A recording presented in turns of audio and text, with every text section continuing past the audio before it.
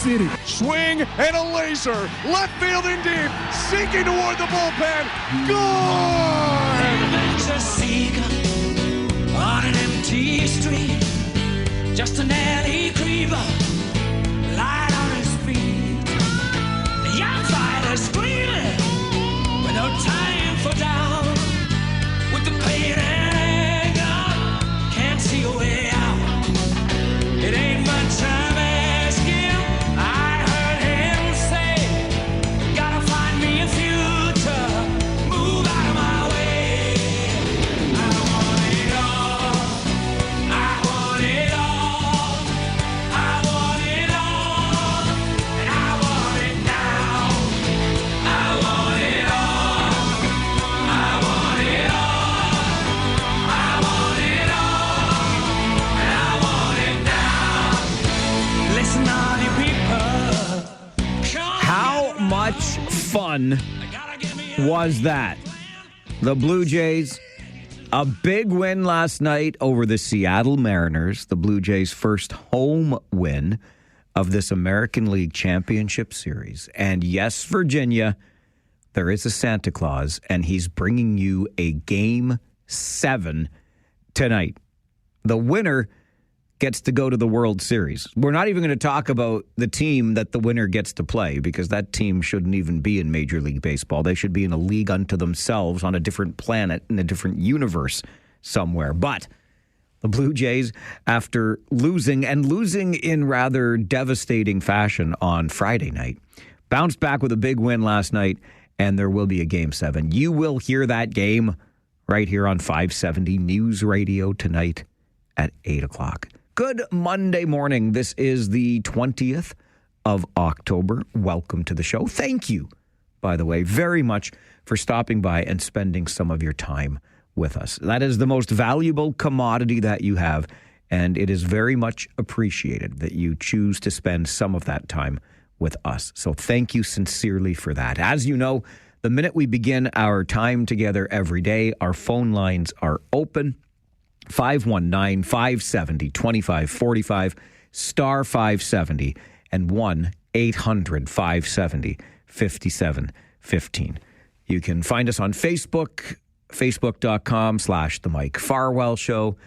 I'm on X and Instagram at Farwell_WR. Plenty of ways to interact with the most interactive show this region has to offer. How was the weekend? Tell you what, it finished off in fine fashion for us thanks to that big win last night for the Blue Jays. But even before that, how about a big win for our Kitchener Rangers on the road in London? And to top it off, can I just tell you, yesterday's visit to London, like, I don't know if they're still hungover from their Memorial Cup last spring, or if there's something in the water, or people in London just decided they were going to be nicer. But I have never been greeted with more kindness in that arena in London than I was yesterday. So that was a pleasant switch. It was nice to see some friendly and smiling faces. Even had a gentleman come up to me and say, I really enjoyed the podcast. I didn't know anybody in London paid any attention to the work I do in the Ontario Hockey League because, of course, the work I do is connected to the arch rival of the London Knights, our Kitchener Rangers. By the way, you can be like that guy in London and listen to the podcast too. Maybe you'll love it. It's called the OHL Podcast, and you can get it wherever you get your podcasts, as I shamelessly self-promote. But it was a really pleasant visit overall, which is in keeping with the way things usually go in the Ontario Hockey League. It's a really nice community of teams, managers, executives, coaches, broadcasters, media members, you name it. We all get along famously. It's just been a little bit of a rockier road in London until yesterday. So maybe a new season, and they've turned over a new leaf, and we're all just going to get along. Why can't we be friends? Why can't we? I'm not supposed to sing on the radio, but anyway, it was a nice way to finish off the weekend with the Kitchener Rangers after a disappointing loss at home on Friday night. Good thing for the Rangers, the Blue Jays were also in action, so fewer people probably noticed the loss on Friday because they were too busy bemoaning the loss for the Blue Jays. But the Rangers bounced back in fine form with that big win yesterday.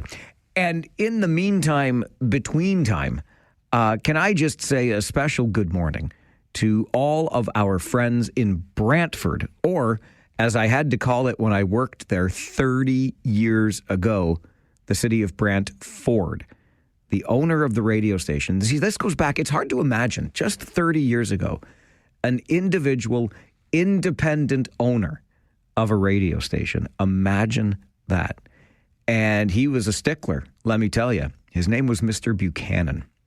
And he insisted that when we say the name of the city, it wasn't Brantford, it was Brantford, which is a bit of a mouthful, to be honest with you. Anyway, I was in Brantford. I can call it that now because Mr. Buchanan is no longer my employer.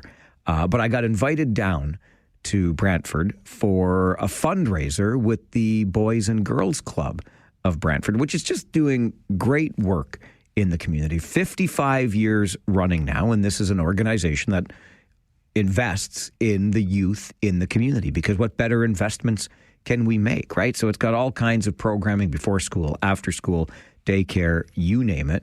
Weekends open now as well to provide young people in the city of Brantford with an outlet and a place to go, a place to make connections, make friends, hang out. Anyway, it was great to be there. Thank you very much for the invitation, and really enjoyed that visit to Brantford on the weekend. You'll notice that I haven't said a whole lot yet about a couple of things in the All News Morning Run with Christine Clark and Mark Douglas, mostly because if I start going down this path, you know how it's going to end for me, right? I mean, there was talk about Highway 7, you know, that mythical creature that will connect Kitchener to Guelph in a better way than it currently connects Kitchener to Guelph. We've been talking about an improved and expanded Highway 7 for about 40 years now. But the transportation minister, when he was here last week to make another announcement that I'm not exactly enthusiastic about, but we will talk about on the show this morning at 10 a.m. with MPP Ashlyn Clancy. The expansion to GO train service, for me, adding some weekend trains is a big whoop-de-doo. I can't get excited. I want to be excited. I can't get excited. And at that same announcement, the transportation minister let us know that just earlier this month, not 2 weeks ago, they got all the approvals necessary from the federal fisheries ministry and whatnot have you, so that they can build a bridge over the Grand River. And gosh darn it, if we build a bridge over the Grand River, I guess that means we're going to get closer to a finished, improved, expanded Highway 7 between Kitchener and Guelph. It's still far too off on the horizon for me to get all that excited about. But nonetheless, it was something that came up during All News Mornings today that caught my ear, and then I snorted a little bit of coffee and I went on with the rest of my morning. One is the loneliest number that you'll ever All right, let's go from 1 to your Farwell Show 5 for this Monday morning, the 20th of October. Number 1, the 137-day break is over. I says the 137-day break is over. Provincial politicians are back at Queen's Park today for what is expected to be a short but intense 7-week sitting. The Progressive Conservative government is set to ban speed cameras through legislation this week. But Premier Ford's promise to ban research testing on dogs and cats will not be landing this fall. A lingering trade war with the United States, a consequential downturn in the economy with about 700,000 Ontarians looking for work, increasing inflation, and a crashing housing market are all issues that MPPs will face. Number 2, several parent groups across Ontario will gather today for a provincial day of action to oppose a looming ban on municipal speed cameras. Tom DeVito, who organized a demonstration to save the cameras in Toronto's West End, says the prospective bill is, quote, a horrible piece of legislation. Number 3, on your Farwell Show 5 this morning, the Toronto Blue Jays' wild ride will continue. Hoffman sent, a look to second. And the 1-2. Poked out to shallow third base. Clement makes the grab, and the Blue Jays live another day. 6-2, the final score. The Blue Jays have forced a Game 7 Rogers Centre. That is right. The Blue Jays beating the Mariners last night, Game 7 tonight in Toronto. You can catch the game on Sportsnet and right here on 570 News Radio starting at 8. Number 4, for the first time in 20 years, the Wilfrid Laurier University Golden Hawks football team has gone a perfect 8-0. And the Golden Hawks did it in decisive fashion, crushing the Western Mustangs 60-17 on Saturday. That's Western's first regular season home loss since 2014, and it earns the Golden Hawks a first-round playoff bye. On Saturday, November the 1st, Laurier will host the OUA semifinal match at Knight Newborough Field in Waterloo. Not a good weekend for sports teams in London, I suppose, right? Western Mustangs lose at home. The London Knights lose at home to our Kitchener Rangers. Good job by the purple and gold on the gridiron. And number 5 on your Farwell Show 5 this morning, Kitchener's Ben Flanagan achieved his goal of winning a Canadian title in his marathon debut, reaching the finish in 2 hours, 15 minutes, and 39 seconds at the Toronto Waterfront event yesterday. Flanagan finished 10th overall, but he was the top Canadian, and he would like to represent Canada at a second Olympics in 2028. The Kitchener kid pulled away from his nearest opponent around the 25-kilometer mark and never looked back. Just think about it. When you're running a marathon and you get to the 25-kilometer mark, you're not driving, you're running, and you still have 17 kilometers to go. Congrats to Kitchener's Ben Flanagan for taking that big step forward towards his goal of representing our country at a second Olympics in 2028. And that is your Farwell Show 5 for this Monday morning. We're going to take a quick break. When we come back, the inevitable rearrest of a high-risk offender, right? And I'm sure you have as many questions as I do about how somebody who is considered such a high risk ends up back out in the public anyway. And more on the Highway 7. You know, the new one we're going to build between Kitchener and Guelph coming up. This is the Mike Farwell Show on 570 News Radio and Rogers TV.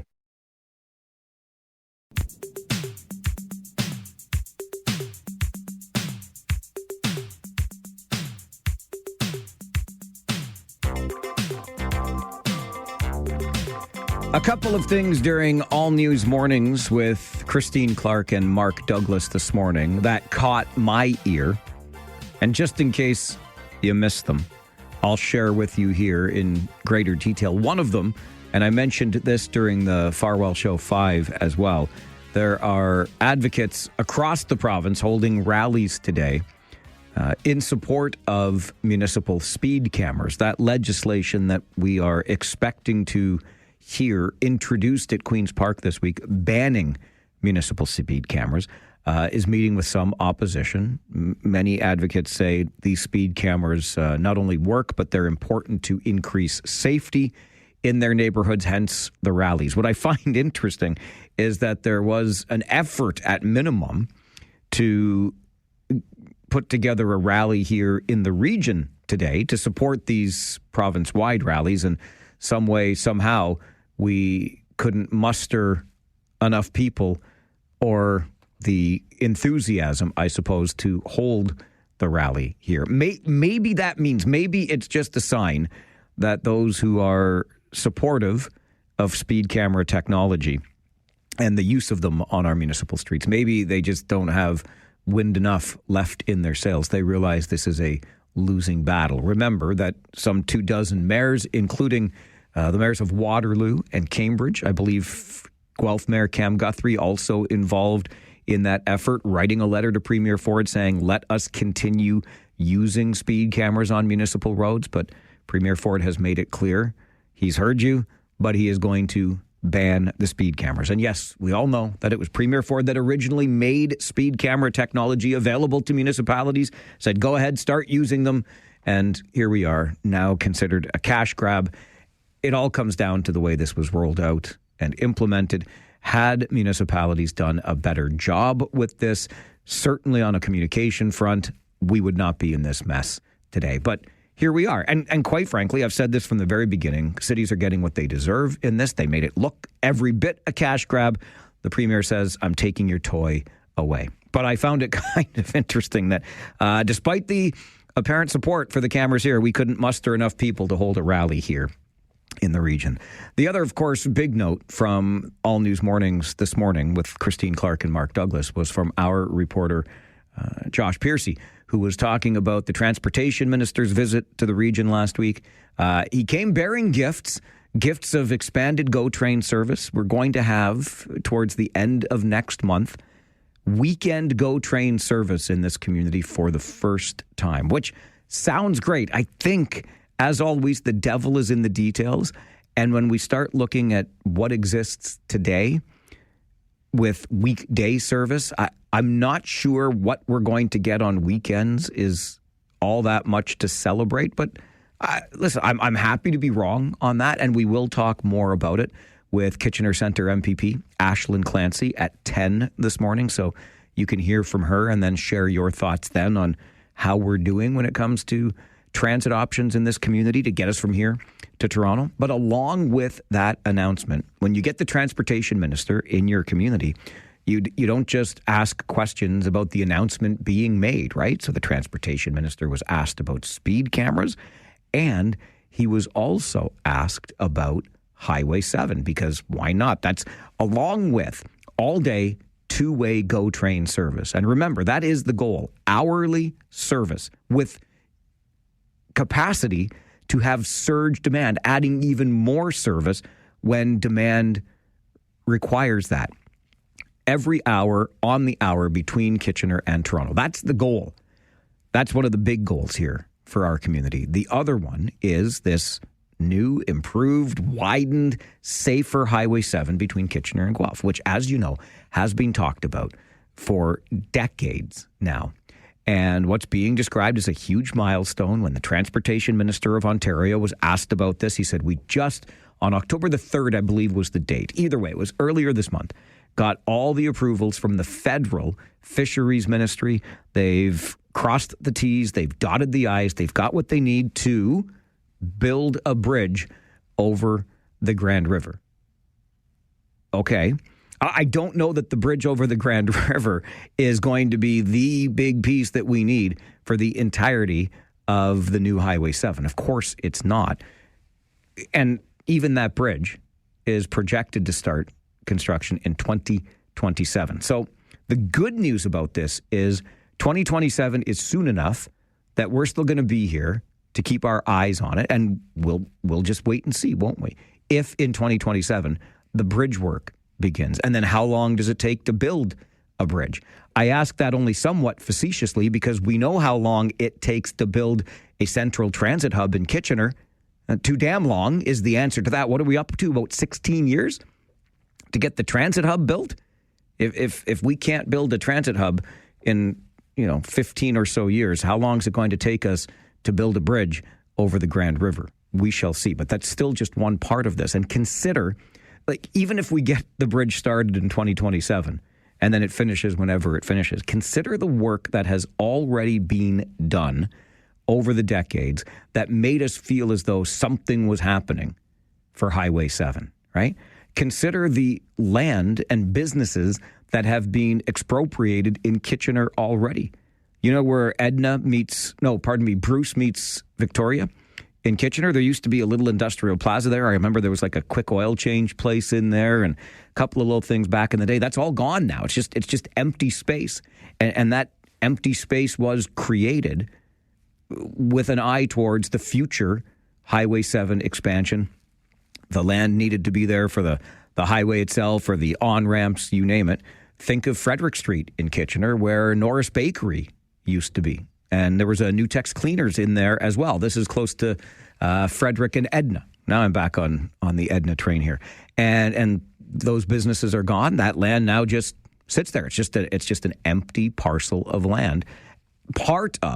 And there's been a whole lot of electrical work going on along Frederick Street there. It's all well and good, but these are itty-bitty, teeny-weeny little parts of what will ultimately be a much more significant undertaking in terms of infrastructure.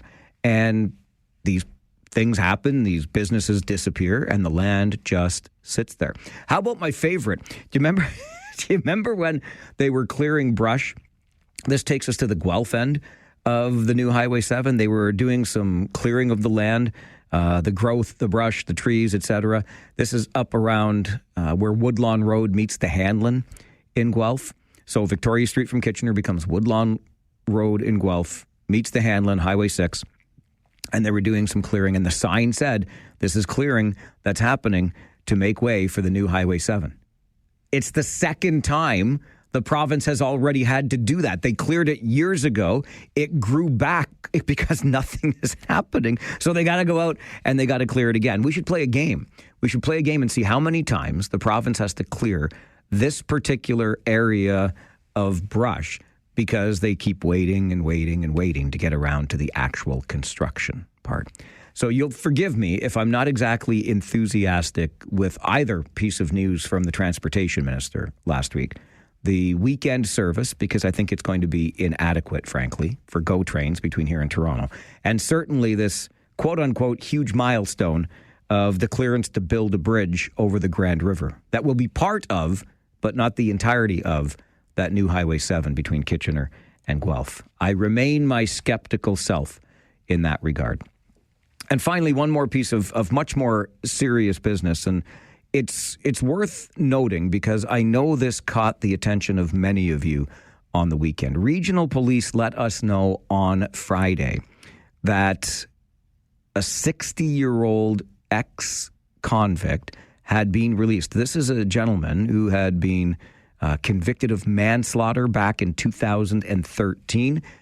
He was described as someone with an extensive criminal history of violent offense convictions, including criminal negligence causing death, assault with a weapon, assault and assault police. Upon completion of his sentence, he was released and was coming to reside in Kitchener. According to regional police, as of last Friday, they believed that the suspect posed a significant risk to public safety and was also a high risk of reoffending or breaching his terms. And what happened 24 hours later? Regional police rearrested this 60-year-old ex-convict. So just let that sink in. One day, police are saying this man poses a high risk to public safety and of reoffending or breaching his terms. And 24 hours later, he does exactly that. So if you want your glass half full, and it's Monday morning, so why don't we take our glasses that way, half full? Regional police were well aware this was the system working the way that it should. This man's sentence is up. He's been released. Here are the terms. We've got an offender management unit with regional police keeping their eyes on this, and boom, within 24 hours, they make the necessary arrest. That's the glass half full approach. The glass half empty, and I'm sorry to say this is kind of where mine is, why was this person released to the public in the first place? If it's understood that he poses significant risk and is of high risk of reoffending, why was he released at all? This does not inspire confidence in the system and makes the legislation that we're expecting from the federal government this week on stricter bail rules and tougher on crime elements even more important. Can't wait to hear that from the Prime Minister. I'm going to get you an update from the 570 News Centre, and then Cambridge City Councillor Adam Cooper joins us to talk about what's next following that Integrity Commissioner's report delivered to Cambridge Council last week. This is the Mike Farwell Show on 570 News Radio and Rogers TV. This is where today's topics turn into today's talking points. It's local and it's democratic radio at its finest. This is the Mike Farwell Show on 570 News Radio. What we have here is a situation, we can take the pound of flesh, but that pound of flesh is not going to help anybody. It is not going to help anyone. What we need to do is change the attitude and the thought process. I don't think handing out a speeding ticket is going to help anybody, because that's what this penalty is, in my way of thinking, is a speeding ticket. We need to change the attitude. We need to give training, and I believe that will help. I really, really, really believe that will help. The Mike Farwell Show continues on 570 News Radio. That is Cambridge City Councillor for Ward 2, Mike Devine, at the meeting of Cambridge Council last Tuesday evening, during which councillors discussed an Integrity Commissioner's report that recommended a 10-day suspension of pay for Ward 6 councillor Adam Cooper. This all follows a social media post back in February. I think we're all up to speed on that. Ultimately, council decided to do what you just heard Councillor Devine recommend. Sensitivity training for Councillor Cooper. He must take that in the next 3 months, but there will be no suspension of his pay. As Councillor Devine described it, that would be akin to issuing a speeding ticket. Councillor Cooper joined me in studio this morning to talk more about this. Adam, it's good to see you. Thanks for stopping by. Oh, no problem at all. I'm glad to be here and actually be here in person for once. I'm That's also what I wanted to do. We have had a number of conversations on the phone, which I think have been fruitful, but for something like this, I thought, let's sit down face to face, have you in studio, and I'm glad you could accommodate that. It's been quite the, what are we at, about 8-9 months? 10 months. Since that Facebook post you made back in February. Having gone through this entire process, where is your head at today? How are you feeling after all of this? Oh, it's a good question. It's definitely been a crazy 10 months, that's for sure. Right now, I feel I definitely feel a bit more relief, and I'm glad that this Integrity Commission investigation is over. I don't think it was necessary. I mean, this is a political witch hunt. You need to understand that. People came after me. They've been, wanted to silence me for a long time because I'm willing to speak to things that maybe they don't want to be spoken to, and that's fine. I mean, right now I'm quite, I'm willing to embrace all this.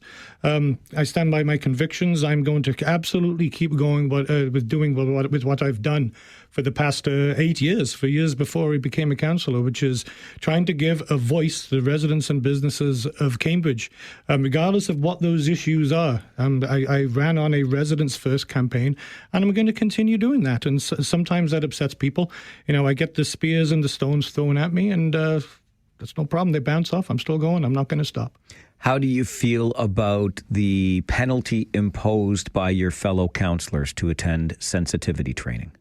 What do you think of that? It's what comes to mind, honestly, is, they want their pound of flesh. I mean, Mike said, I need to have my attitude changed and thought process adjusted. It makes me think, is this not Canada we live in?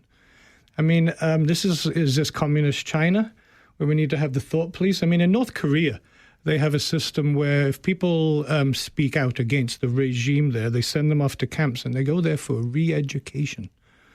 And I feel this is a little like that. It's kind of disturbing that somebody, your kind of workmates, your councillors, or anyone would want to believe that it's appropriate to say we need to change this thought process. I mean, I've been thinking, if you want to do it that way, if you really want to be effective, let's do it right. Let's just go all the way, and I'm going to recommend I get a lobotomy. Let's just do that instead. How far do you want to go? I mean, is that what comes next? If I say something that somebody doesn't agree with, are we going to go that far? It's kind of humorous if it wasn't so serious, to be honest. The social media post, for those who are still unaware, was a meme of a young person, and it was the text associated with it was, "They took away my pronouns. Now I'm going to have to live in reality." Do you regret posting that to your social media platform? No. You don't? I believe that, it's caused a lot of trouble for me. But one of the reasons that was done is I knew that it basically put out a statement I knew maybe some people might not like, and they would want to suppress that. Look, we have a right to be able to cast some humorous light on issues, and sometimes some of the most serious ones are the ones that we need to do that to. And there's a famous professor, I can't remember his name now. One of those people, kind of like Stephen Hawking, there's always online people listening to his views saying that people can have their right to their free speech. Someone wants to talk about the gender ideology. I don't want to get into that. People can identify how they want. But people can speak. but they don't necessarily have the right to be listened to in the way that they would demand. And if they're going to demand that people listen to their opinions, their beliefs, their ideologies, then everybody else inherently has the right, if they want to say, I heard what you said. I don't agree with it. And they can also, if they want to, say, I think that's a bit ridiculous. Or I can say that isn't realistic. I mean, if someone came to me and said, Mike, hey, Adam, 2 + 2 = 9. I would say, well, that isn't realistic, is it? That's not being offensive. We got to realize here sometimes what happened here, and I think this is a critical point to this, is that sometimes when people want to suppress speech, when they're hearing something they don't like, they like to weaponize hate. If they just say, I don't like that, I don't agree with you, I was offended, there isn't much power to it. You can't stop the person saying the message. So what you have to do then to change that, to be able to have some power and shut that person down, is imply that there was hurt. And I'm willing to say that a lot of people that saw this, they said it was hateful, it was hurt. I was hurt by this. I believe what actually happened is people simply saw something they didn't agree with. They were offended, but they weren't hurt. Nobody went to hospital because of this. Nobody collapsed on the ground. And I understand if you hear something that suggests, makes light of gender ideologies, that someone doesn't like hearing that, that's fine. But you don't go and try and destroy somebody and destroy their life, destroy their career because you were offended. Being offended does not make you right. And being offended does not make me wrong. But we get this a lot in the community right now. There's this political trend that's been going on for years now, where people will hear a differing opinion that they don't like.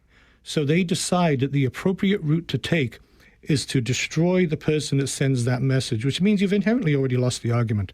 Because if someone wants to argue with me about something I've said, any given point, take any given point that I might say, the way you kind of defeat me on it, if you want to put it that way, is to come to me with a better counter-argument. Come to me with a better stance.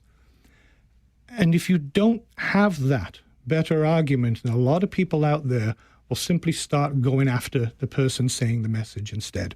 They will start attacking that person. They can't come up with a better argument, so we're going to have to silence him. Let's go after his family. Let's go after his friends. Let's go after his reputation, his career, as they did with me. And you end up believing, okay, now we've silenced that person.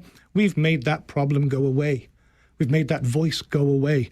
And they haven't. It doesn't work that way. That has never worked. You may remember, Mike, in my speech, I stated that we're in a democracy, thankfully. And what that means is democracy inherently requires at least 2 differing opinions. You need that. Otherwise, it's not a democracy. And when one side chooses a tactic, when they just hear an opinion they don't like, to silence, destroy that other voice, you have lost democracy. You've now entered into genuine fascism, authoritarianism, and that may sound dramatic, but that is true. We have a democracy, and the caveat to that is you're going to hear some things you don't agree with. It doesn't mean they're wrong, it just means you don't agree with them, and the solution is to talk. We need to get back to talking. I said this the last time I was on mic. Get back to civil discussion, but not this bullying, this intolerant destruction of someone's reputation, this character assassination. And that's what this was, and this was done for political reasons. But we need to say some things that people believe in. We can put humor on it. We can shed a funny light on it. So I take your point that nobody was taken to hospital, nobody fell to the ground following the posting of this meme. But I think we both recognize that you can hurt one's feelings. You can have, right? Instead of being physically injured, you can be emotionally injured. Do you recognize that the meme may have hurt someone emotionally, hurt their feelings, as opposed to hurting them physically? Possibly, yes. I mean, I understand that. But at the same time, my point is that, there's other people. I mean, we have to acknowledge, I have to acknowledge, the truth. I always speak to the truth, be honest. And, there is the maybe you want to call it ugly truth if you want. There's a lot of people saw that and they did find it very funny. Okay? And there's some people that didn't like it. And while I said I didn't, I don't regret putting it up. Yeah, it's caused a lot of trouble for me. I could easily see how someone would say that, if they want to apply their assumptions to it and say that, this was aimed at trans groups, was aimed at gay groups, and I could tell you it wasn't. I've got nothing for love for them. This was simply about the whole concept of where there's multiple pronouns, where there's extra sexes. That's all this was. I mean, and that's how I know why I posted it. If it was taken the other way and that caused hurt, I apologize to anyone that was hurt there. But if you have love for those groups of people that you've just identified, why would you want to hurt them? I didn't want to hurt them in that. I did not want to hurt them. There was no intention to hurt them at all. There wasn't. I knew that there's some things that, like I said, this was about cancel culture to me. I knew that by putting that up, there's going to be some people that are going to instantly want to silence me. And maybe I'm guilty of prodding them for that. And this is what happened. I mean, I was right. And I think that there's some things you can bring up. This is a discussion that needs to be had. There's people that are not on board with the certain gender ideologies, and there's nothing wrong with that. But there's a lot of people out there that are very, very upset at what would happen to you. And this, what's happening to me, is proof of it, of what will happen if you simply openly state that I don't agree with these. I don't agree with some of these ideologies, and I certainly don't agree with being compelled to agree with them under threat of being cancelled, under threat of having your job destroyed, your reputation destroyed. And I'm willing to go out and say, let's talk about this, because I don't think a big part of this is I don't think it's helping this kind of behaviour that came up from from Eric Bolton, Brian Coster, Bolton, the people that started this and still repeatedly coming after me. They're saying that I guess the idea is they're representing the LGBTQ community. And I heard time and time again from the people that I spoke to, the people with more experience in this community, that they don't represent them and that it's damaging their community. This kind of intolerant bullying and demands to comply with their ideologies does not help them. Okay. It's hurting that community. On the issue of complying with an ideology, to use your words, I had it described to me in this way once, and I'll try it with you. So my name's Mike. Yeah. If you came in here this morning and continually called me Bill, knowing that my name is Mike, but you just want to call me Bill, how is that different than somebody that says they wish to have they, them pronouns and you refusing to use them? Well, doesn't that just make you a jerk? No, yeah, that wouldn't be. That would. That's not the case. So you would use they, them pronouns? I've done that. I've been that. I've actually had this discussion a few times with people. I actually went for lunch with a lovely trans woman, Julia Mallett, and I spoke to her and I said, look, when I'm speaking one-on-one with somebody, and they ask me to just, I referred to that person as a she. I did, because that's a courtesy. I have a friend called Mark. He likes to be called Buzzy. I call him Buzzy. That's just a common courtesy in front of somebody. But that doesn't change. That doesn't change the issue of whether people get, are required and demanded to comply with this certain gender ideology. That's a whole different thing. Okay, we're up against the clock, but I'd like to keep this going a little further if you can stick around. No problem. Adam Cooper, Ward 6 councillor in Cambridge, in studio with us this morning on the Mike Farwell Show. The conversation continues, 570 News Radio and Rogers TV.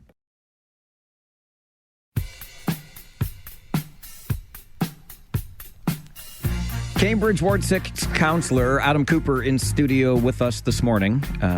We're taking the next step past what has been a rather arduous 10 months for the community, for Adam personally, for other members of the community in Cambridge, following a social media post back in February. You've stated, Adam, during our conversation this morning that this is what you do, this is who you are, you want to provoke discussion, etc. Would you post something like this again? Probably not. I mean, we just had this discussion, while we were on the break there, where I said, do I regret putting this up? And I said no, but the fact is, obviously, if I was to go back then, when you look at the kind of everything that it's caused, my last year would have been a lot more peaceful. Be probably nice to have not posted that. But I mean, the discussion is brought up about free speech, about the cancel culture, because, I mean, this really was a brutal campaign against me. People need to know that occurs. There's a lot of people that go through this, and this shouldn't happen. We need to get back to civil, rational discourse, mature debate, where we talk about our issues instead of trying to tear somebody apart simply because they gave an opinion that you don't like. Because again, an opposing opinion doesn't make that person wrong. It doesn't make someone that wants to tear me apart right. And this is happening at different levels. Because I mean, through this, Mikey stated, I think when you were talking to Eric Bolton, that it's good for us to know where our elected officials stand on various issues. We need to know that. In fact, I think it's incredibly important, probably more than other people, that we know where we stand. And we had during this campaign where I was just falsely accused of, transphobic, homophobic, that this was hate speech. And by the way, the Integrity Commissioner spoke to me privately when he asked about the hate speech thing, and his exact words were, as far as, is this hate speech? Him and his associates looked at this and they said this was not hate speech, nor anything even close.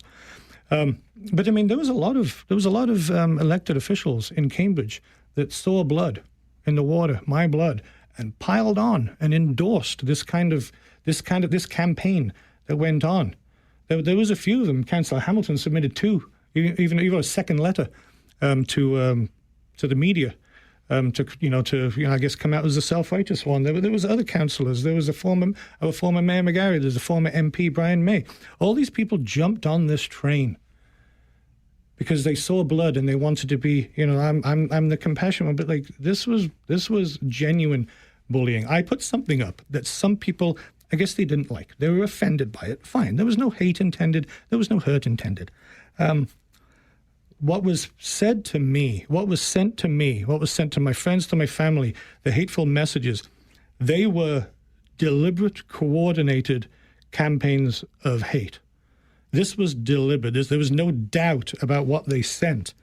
There's probably a lot of people don't realize what was sent to me. I was told to go, and this is messages that came, voice messages, Facebook messages, emails. You name it, it came to me. I could list about 60 or 70 of them. Go buy a piece of rope and do the world a favor. Everyone will soon know you're a pedophile. You're a diseased, homophobic piece of... Well, we can't say that. Sorry, we're live on the air here. I heard that at the meeting last week. And so, so as we wrap up today, how do you want to move forward as a councillor in Cambridge? I want to move forward, keep doing what I've always done, which is giving a voice to the businesses and residents out there on all kinds of issues that matter. Does this issue matter to businesses and residents in Cambridge? Does gender ideology matter to the residents and businesses? It obviously matters to some. I think there's much bigger ones, though, that the average resident in Cambridge is worried about. We're in the middle of a cost of living crisis. We're in the middle of housing, rent, property taxes. We've got crime, a massive incidence of drug-related crime. There's so much going on that really matters to the people in Cambridge, and I want to get back focused on those.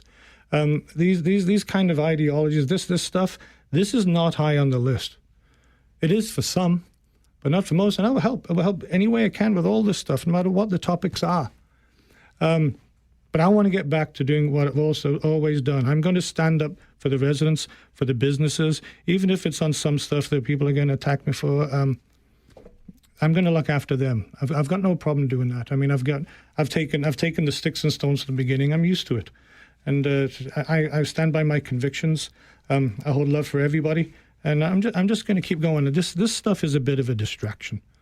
It really is, and obviously I'm going to be a little more considerate of things I say in the future. You have to do that. You have to learn. You got to learn as you go and try and become a better person. That's a path that you're on. That's a goal you're on for your whole life. And I'm just going to keep going. And if I have the support of the people, then hey, great. That's fantastic. And if I don't, well, find out at election time. I was going to say, we'll find out in a year's time. Yes. Adam, thanks for making the time for the show this morning. I appreciate you coming into the studio. Thank you so much. I appreciate it, Mike. Anytime. Always happy to be here. Adam Cooper, Ward 6 councillor in Cambridge, with us on the Mike Farwell Show this morning. 570 News Radio and Rogers TV. This is where today's topics turn into today's talking points. It's local and it's democratic radio at its finest. This is the Mike Farwell Show on 570 News Radio. If you think about the Kitchener line in total, we've gone from 150 trips in 2018 to 414 trips on the Kitchener line since then. And that is a function of everything that we've been doing, not only here in region, but all the way back down to Union Station to slowly but surely convert what was built 100 years ago as a freight rail network into something that can really sustain an enhanced passenger service.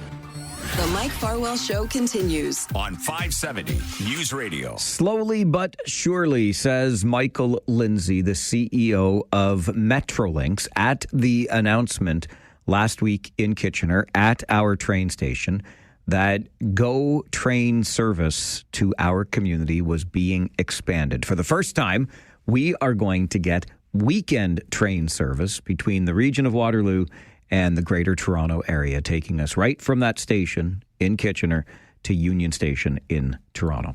Aislinn Clancy is the Green MPP who represents Kitchener Centre and joins us to talk more about it. Aislinn, good morning. Hi, Mike. How are you doing today? I'm doing very well, thank you. How about yourself? Pretty good. You know, it's like the first day of school. We're back at Queen's Park today. You are back at Queen's Park today. Can you still remember how to get around? It's been 137 days, Aislinn. I know. It's about time, right? Jeez. It feels that way. But thank you for carving out time in a busy day back at the Ledge to chat with us about this announcement last week. What do you make of weekend GO train service for the region of Waterloo? You know what? It's a great day. I do have to thank, Minister Sakaria, government MPPs, the chamber, decades of politicians from city and municipality. There's been a lot of push toward two-way all-day GO, and this is an important step. Metrolinx would always say to us, show us there's demand, right? And we know that the demand is there. So I think we're going to see that demand, and it's going to help people in their everyday lives in a really big way. Do we know yet what the weekend service is going to look like? I've heard of 2 trains Saturday, 2 trains Sunday, but that's all the information I really have. Do you know any more?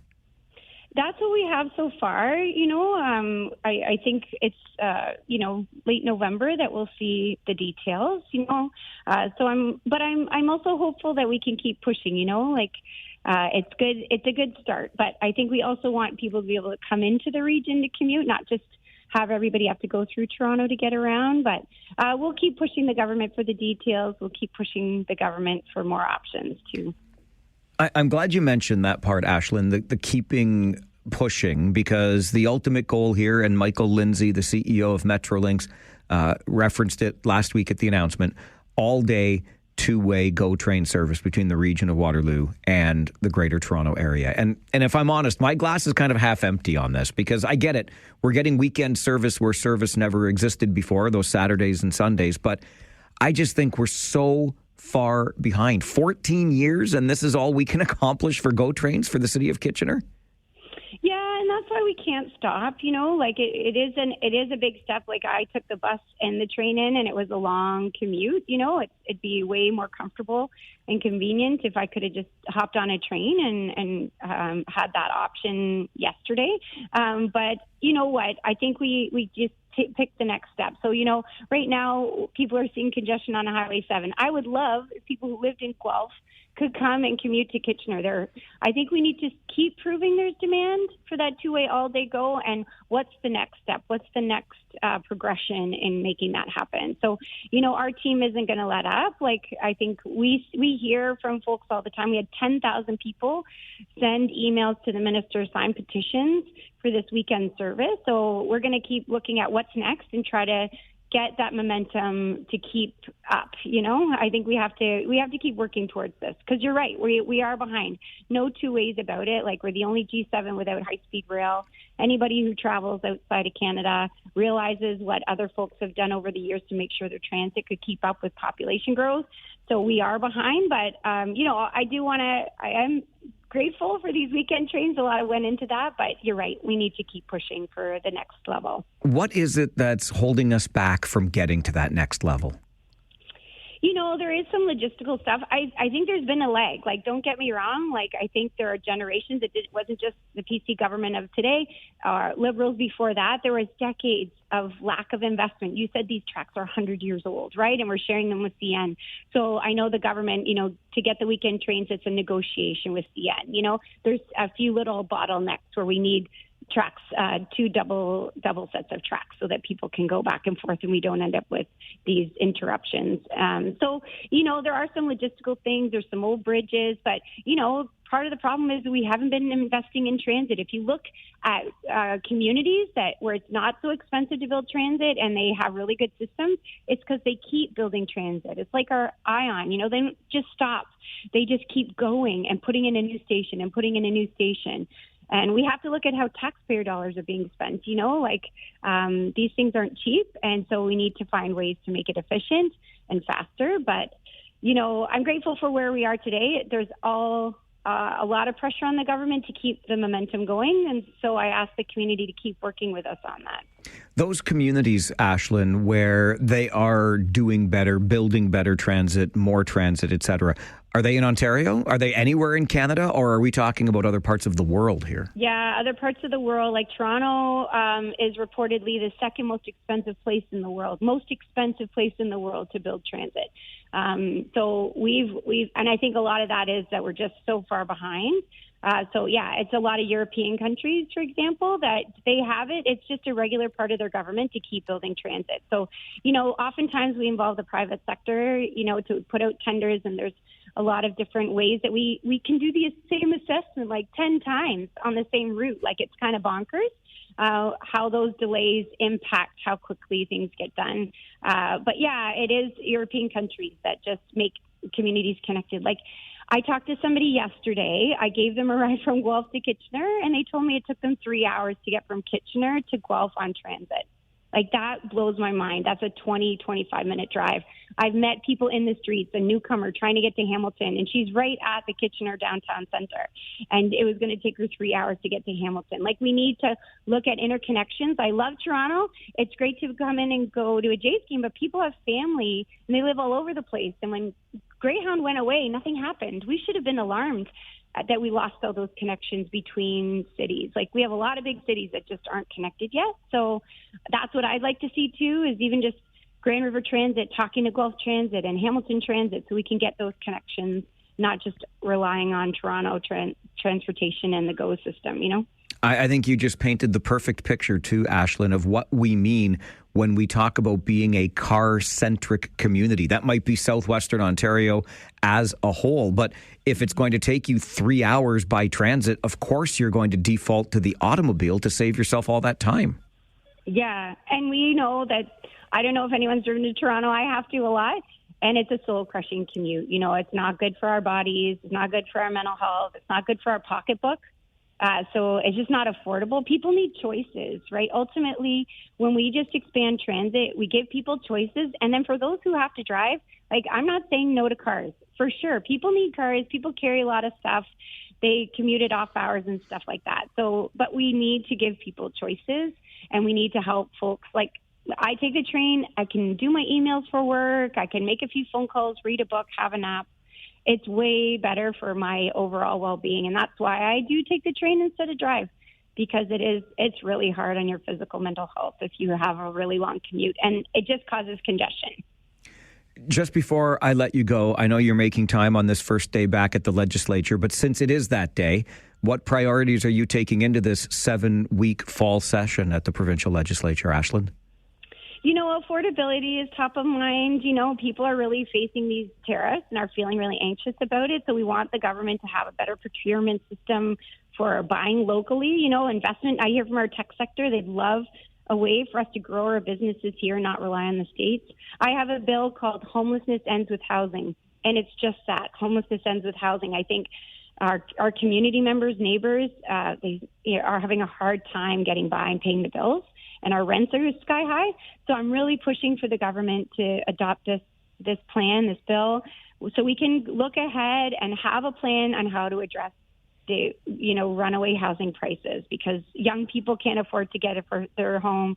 Seniors are finding themselves in shelters, and it's unacceptable. So those are kind of a couple of the things that are on my plate. I'm really hoping on Wednesday that the government passes this bill, because I think it's a really good plan, and it's what all the municipalities, 444 municipalities in Ontario, are asking for. So, Ashlyn, I appreciate you making time for the show today. Thanks very much for being here.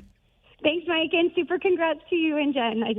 So excited for you both and your happy day. Thank you for that. We're still excited a month and a bit later, so far so good. Awesome. Keep the glow going. We will. Thanks, Ashlyn.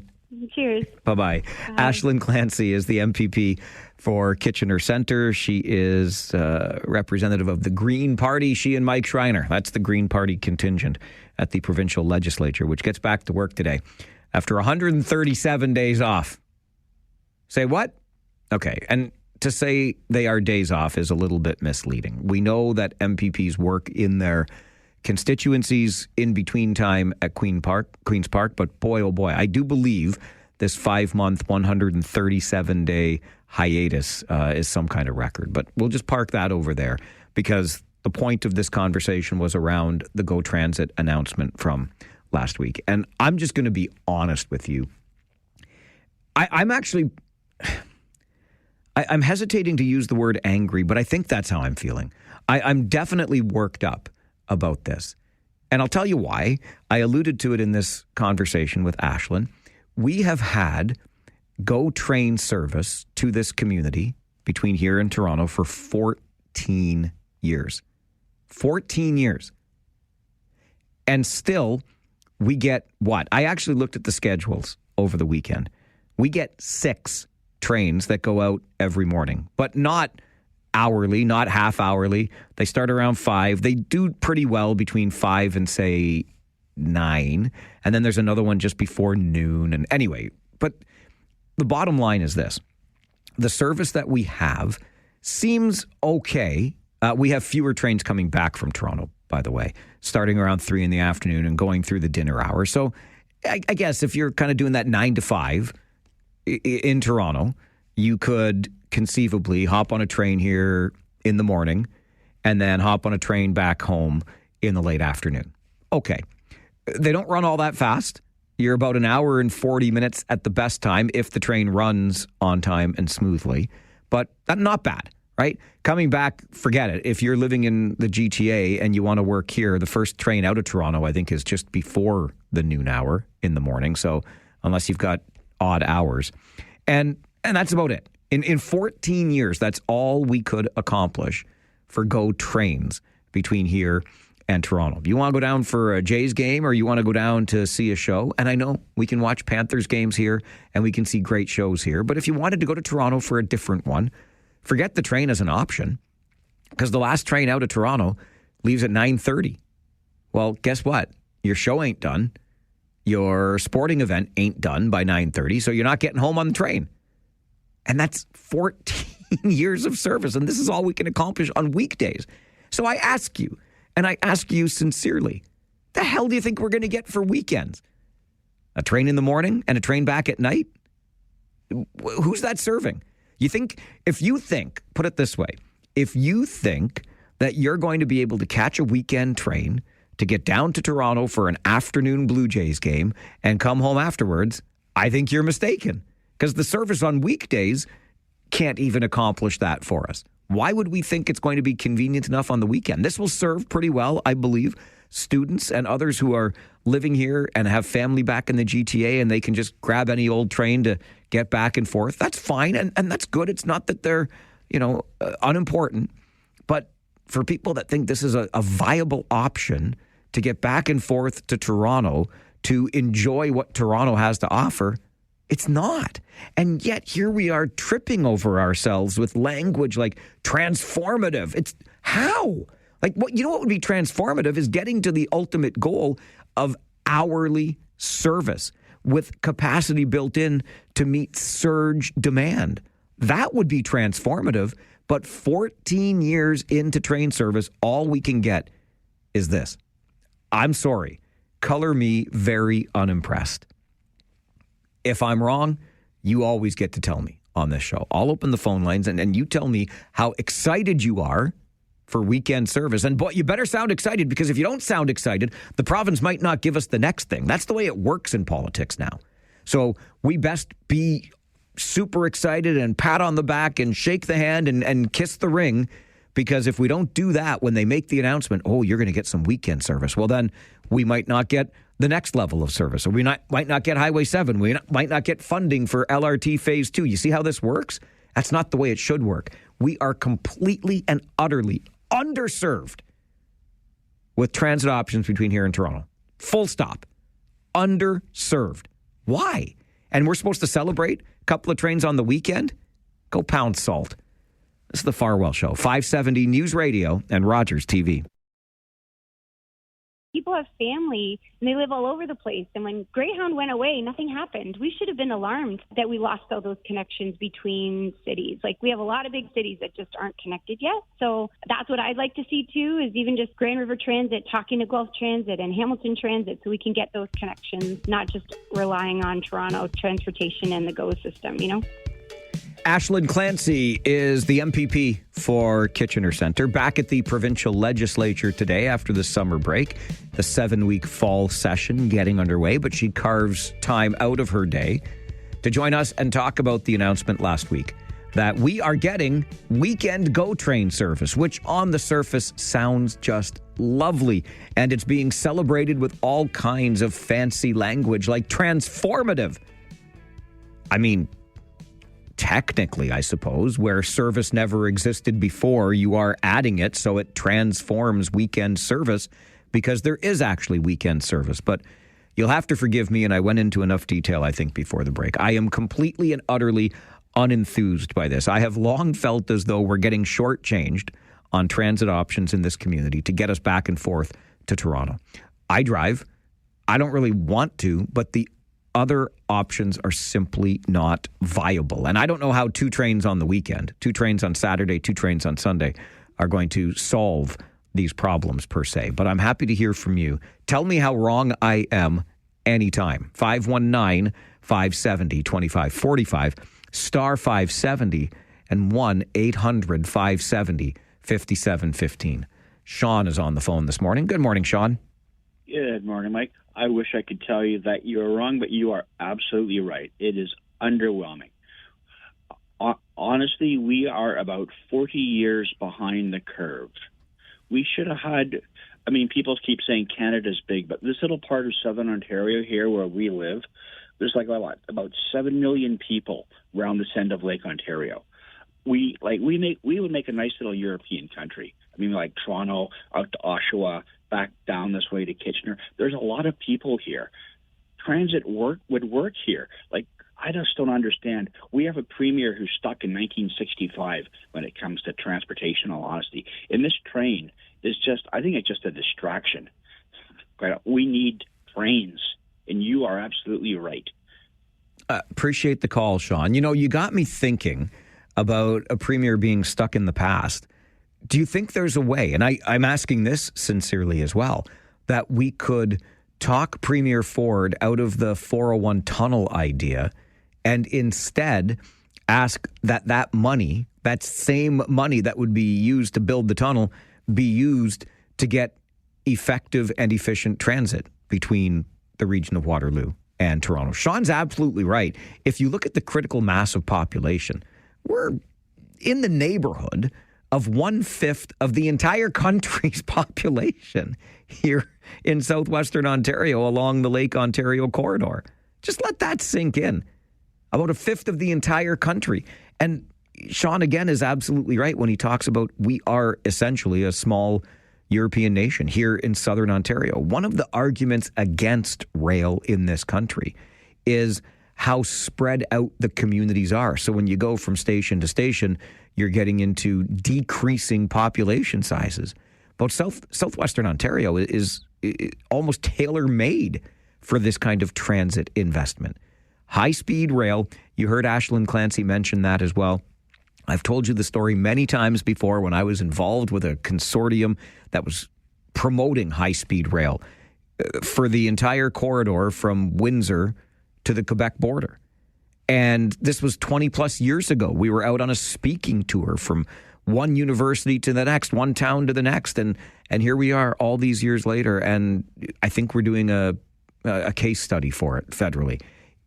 So underserved, so far behind. And I'm sorry that I can't get excited about what was announced last week. It is not worth a tinker's darn to me. Too far behind for far too long. We need more, and we need it yesterday. This is the Mike Farwell Show, 570 News Radio and Rogers TV.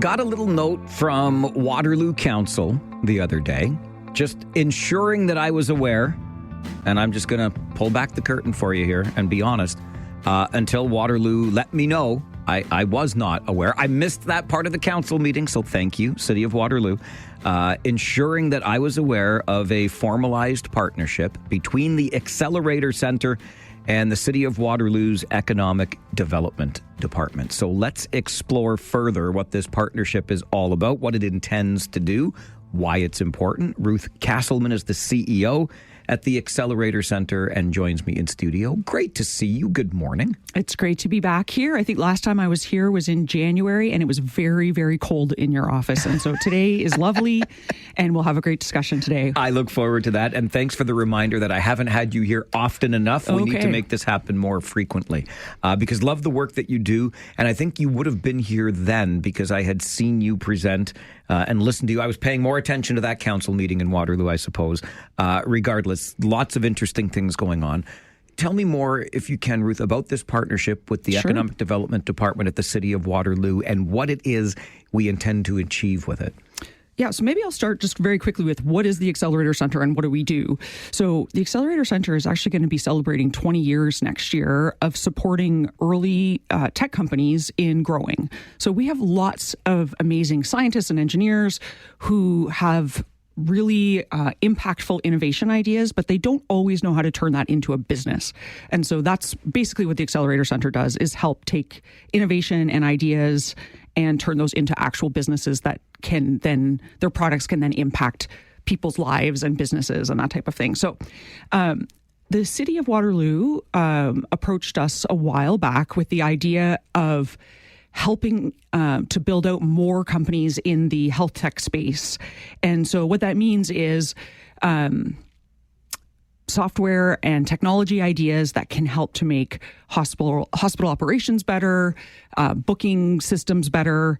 I don't know if you've tried to make an appointment with with your doctor or hospital or something like that, but sometimes it occurs to me that it's easier to book a dinner reservation than it is to get in with your doctor sometimes, and that's all technology related. Those problems are able to be solved through technology. And so that's what the partnership is about. It's a 3-year project that will support up to 45 different technology ideas and help them to actually help our health ecosystem to be more efficient and more productive.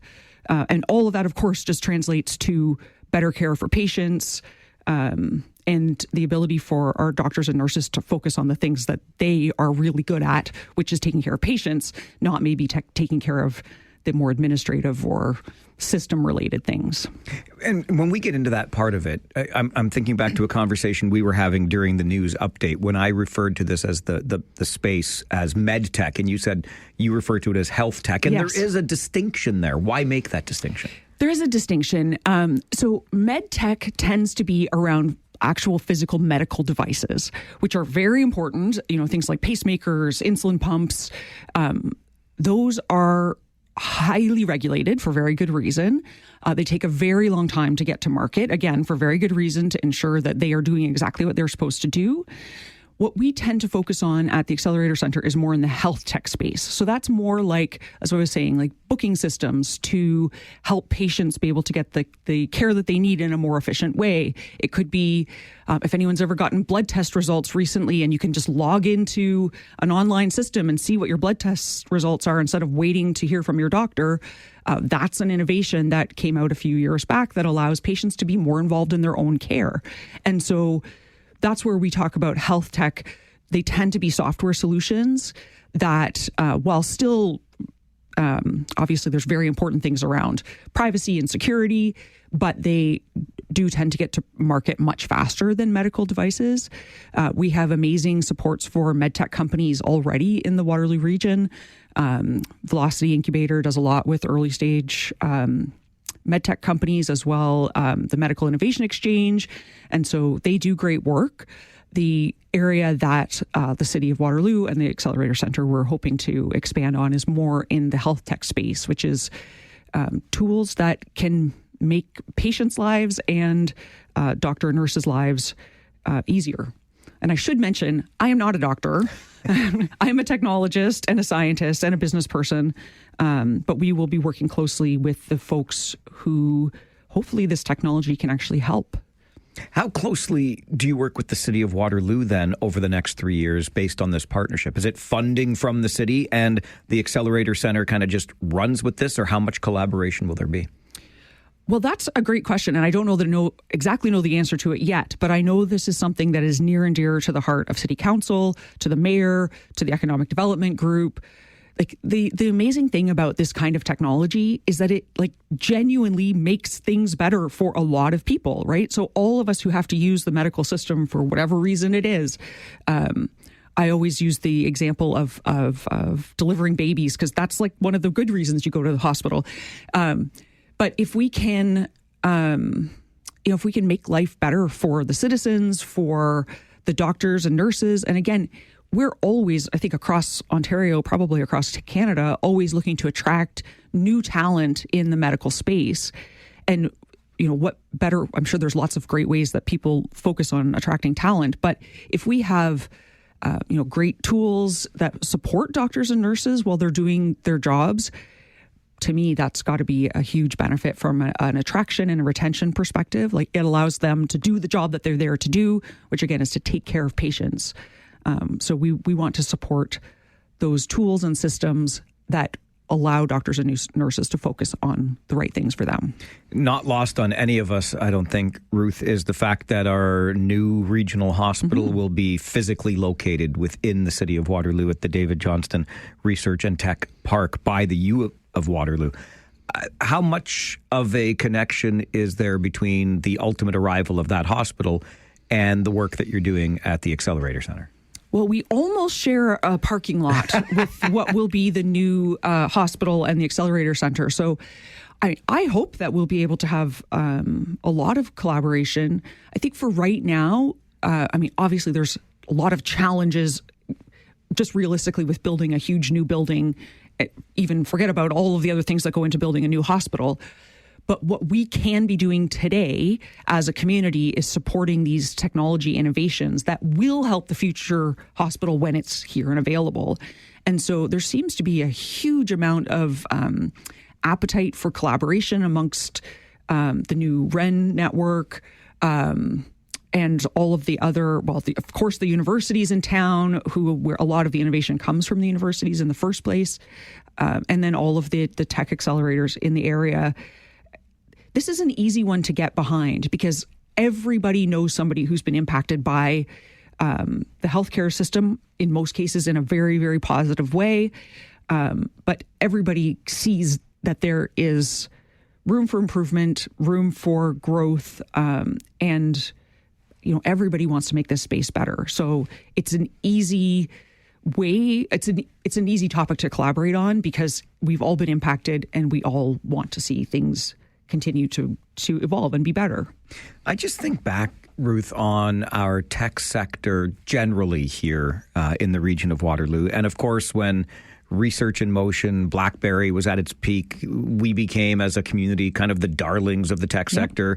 Google sets up shop here, et cetera. But we're talking about something that I think resonates more with so many people on an individual or personal basis because, as you've said, how many of us have experienced or had an interaction with the healthcare system over the last 6 months, 1 year, you name it, and ways we might see that these things can be improved, which is my roundabout way of getting to health med or the health tech as a space within tech right now seems to be one of the most active, if you will? Yeah, so there's some solutions that almost seem like so obvious that we think like, why haven't we already implemented these things? So I'm just going to give you a couple of examples if that's okay. So there's a company that works with the Accelerator Centre right now called Patient Companion.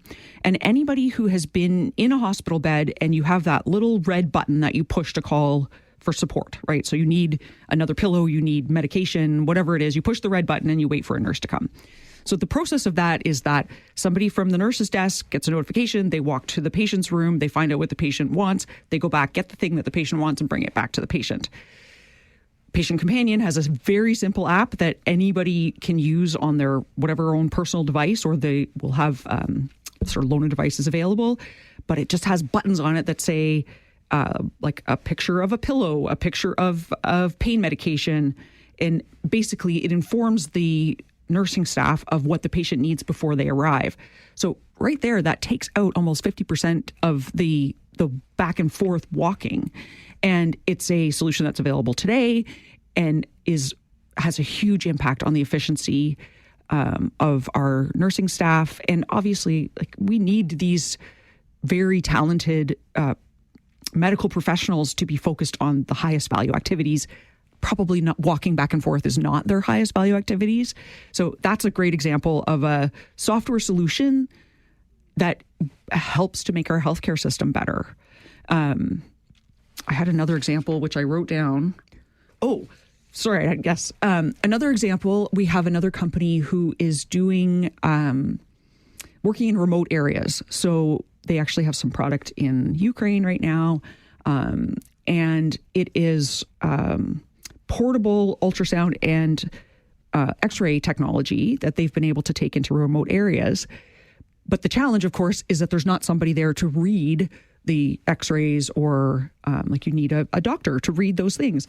So they're using technology, and specifically artificial intelligence, to be able to read the X-ray results or the ultrasound results in these very remote regions. And otherwise, they don't have access to this sort of technology at all. And so it's the, like, probably all of us could think, oh, well, I could have thought of an app that replaces the pushing the button, but the technology wasn't, the solution wasn't as easy to implement now as it is. Like where we're at with AI, where we're at with everybody having a mobile phone, or almost everybody having a mobile phone, we're able to now implement these new technologies that literally change the lives of, medical professionals in these remote areas, or certainly the patients who are impacted by being able to get help when they might not have been able to get help otherwise. So these are just two very small examples of all sorts of opportunity that is coming out. And as we've said, like, everybody wants to see the healthcare system being used to the best of its ability and to be helping patients. And technology historically has been the only way that we've been able to make significant jumps in progress, in productivity, in efficiencies. So, I mean, I could go back and give the example of the printing press, but I feel like that's a little too far out of the way. Some of us were around even when the internet started to impact how we did business and how we operated from day to day. And so, we're now at a point where some of these technologies can be used to make life better for patients and for medical professionals. And we're just really excited that the city of Waterloo has recognized the importance of this and is supporting these technologies to see the real world. That darned internet, Ruth, was going to make me obsolete decades ago when it first arrived in our space. Let me tell you, it terrified us, but I'll just leave that aside. You were talking earlier about attraction and retention of talent, of doctors, of nurses. And I'm old enough to remember when we started in this community through our Chamber of Commerce to have these physician recruitment weekend. They were like little junkets where we'd bring folks in, we'd take them to the center in the square, we'd take them around town, whatever, to give them a sense of what Waterloo region is all about, in hopes of attracting them to set up a practice or establish themselves in our community. This is along those same lines. And again, to connect it to our new hospital, it's great that the hospital is being built. We're going to need people to staff it. Yes, absolutely. I mean, I think anybody, if you look at, I think we probably all know doctors and nurses have a lot of options. They can probably go to any city, any town across, I was going to say Canada, but North America, and do their job where they want to do their job. Again, I'm not a doctor or medical professional. That may be oversimplified, but if you've got two offers in front of you, and one is at a shiny new hospital with amazing technology that makes it easier for you to do your job every day, I've got to believe that would be the one I would choose. Again, there's lots of different motivations for people, but I think that we have an amazing opportunity in the region of Waterloo to be attracting new both new doctors and nurses, but also perhaps doctors and nurses that have new ways of doing things or are more willing to, more interested in adopting future technologies. And so I think everything we can do to prepare for that time is, and I think, I don't know actually when they say that the hospital might be opened, but whatever the time is, it's going to go by quickly in terms of how life and technology moves. So everything we can do now to be preparing for that time, and we can be using these technologies as soon as they're available, whether it's with a new hospital or with our existing facilities. I get a little bit too excited sometimes about how technology can be helping us in the future. But I mean, if you look at every part of everybody's day and look back 5 years and even see how much has changed in terms of, getting from one place to another, again, like booking doctor's appointments or I love being able to get my test results online and being able to prepare in advance to ask questions of my doctor so that when I get to my doctor's appointment, I'm informed and, that makes me a part of my own care. And so I think the more that we can be using these tools to involve patients in their own care, to be involving communities in the care in general of looking at, you look at the example of when they were doing COVID tests on wastewater for COVID. Like, this is community-wide information that is available then to help the healthcare system and to help individuals make decisions. So the more that type of thing is available, the better we all will be in terms of supporting ourselves, supporting our communities, and making good decisions about our own health. It's an exciting time, to be sure, and it's great to know that a place like the Accelerator Centre under your leadership is involved in this partnership with the City of Waterloo. Looking forward to seeing it bear fruit in the 3 years ahead. Ruth, thank you very much for being here this morning. Thank you for having me. It's always great to be here. Ruth Castleman is the CEO of the Accelerator Centre, joining us on the Mike Farwell Show, 570 News Radio and Rogers TV. Everybody knows somebody who's been impacted by the healthcare system, in most cases in a very, very positive way. But everybody sees that there is room for improvement, room for growth, and everybody wants to make this space better. So it's an easy topic to collaborate on because we've all been impacted and we all want to see things continue to evolve and be better. It is health tech. Ruth Castleman, CEO at the Accelerator Centre, joining us to talk about a 3-year partnership with the Economic Development Department, City of Waterloo, between the city and the Accelerator Centre to advance our work in the health tech space. Let's go to the phones quickly. Paul is with us. Good morning, Paul. Good morning. How are you doing today? Good. We were talking about being able to go online and look at your blood work and look at test results and everything else. Is that such a great idea?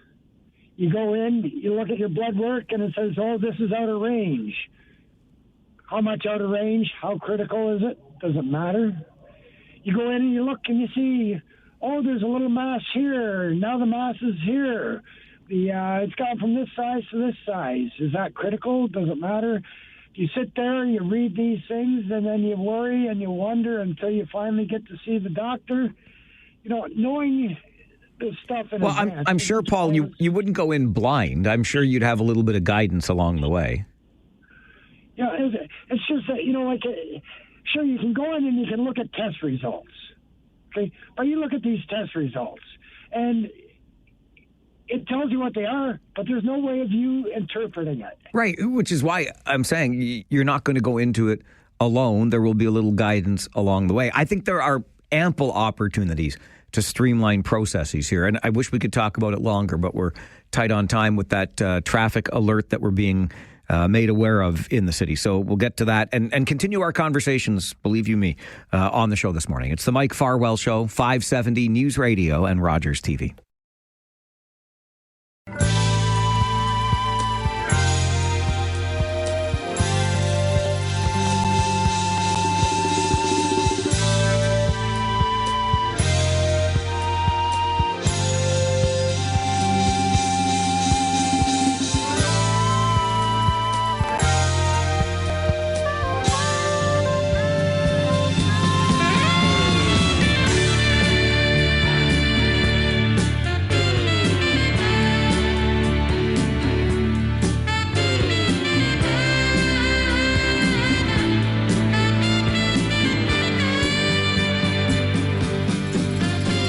The unmistakable opening of Baker Street by Jerry Rafferty and the iconic saxophone riff that starts the song. Why, oh why are we playing that song to start this week in music history with our good friend and musicologist, Brian Allison? And who was it on the sax anyway? Oh, you will find out that and more as we embark on another trip down a musical memory lane. We do this every Monday morning at 11 a.m.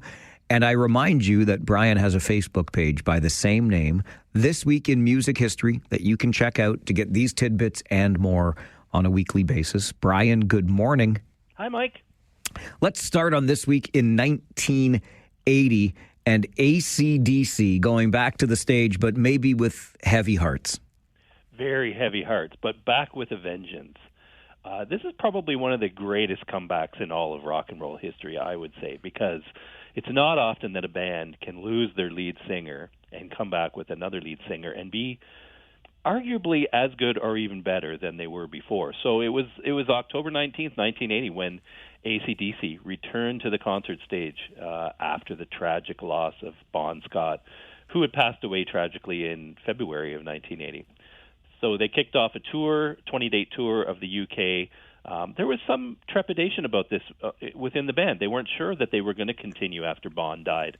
But they got so many positive wishes from people, including Bon Scott's parents, who actually said Bon would have wanted the band to continue. So they went out, they found Brian Johnson, and off they went, recorded arguably one of the greatest rock and roll albums of all time in Back in Black, and then hit the road to tour. And still going strong to this day. An incredible story for sure. It certainly is a testament to perseverance. On a similar vein, and a wee bit just by way of a tangent on this, every time I think of Lynyrd Skynyrd, I can't help but think of the movie Con Air. Bear with me here, because Nick Cage isn't exactly, the best when it comes to the movies that get made, but they're usually nice guilty pleasures to kill some time. And in Con Air, which is the story of a bunch of convicts hijacking a plane and trying to fly to freedom, they start playing Sweet Home Alabama and dancing around the plane in celebration of their getaway. And Steve Buscemi's character says, "What's the definition of irony? A bunch of convicts who have hijacked a plane singing a song about a band that died in a plane crash, or from a band that died in a plane crash." That's all I think about with Lynyrd Skynyrd now when I hear their name. I remember that scene too, and just thinking, wow, yeah, that's an interesting slant. It's random, I know. Such a tragic loss. So it was actually today, October 20th in 1977, that the tragic plane crash that claimed the lives of several members of Lynyrd Skynyrd. They had a plane that they were using that really wasn't in that good repair, and they sort of knew that and had decided that at the end of the current tour that they were on, they were going to retire that plane and get something better. But they had left a show in Greenville and were headed for Baton Rouge that night, and the plane actually ran out of gas. Not sure how that happened. There's lots of different versions of the story as to why they didn't have enough fuel to make it, but they weren't going to make the next destination. The pilot tried an emergency landing, and the plane went down in a wooded area, and tragically, lead vocalist Ronnie Van Zant passed away. Guitar player Steve Gaines was killed. His sister, Cassie Gaines, who was a backup singer for Skynyrd, also died. The band's road manager, Dean Kilpatrick, died.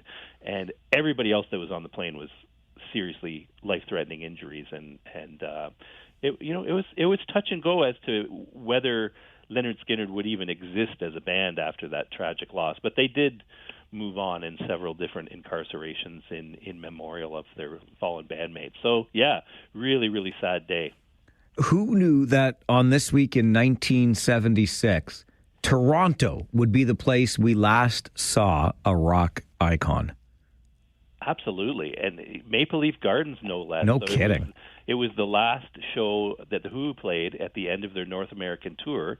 They ended the show in Toronto at Maple Leaf Gardens on October 21st, 1976, with famed drummer Keith Moon behind the drum kit, obviously.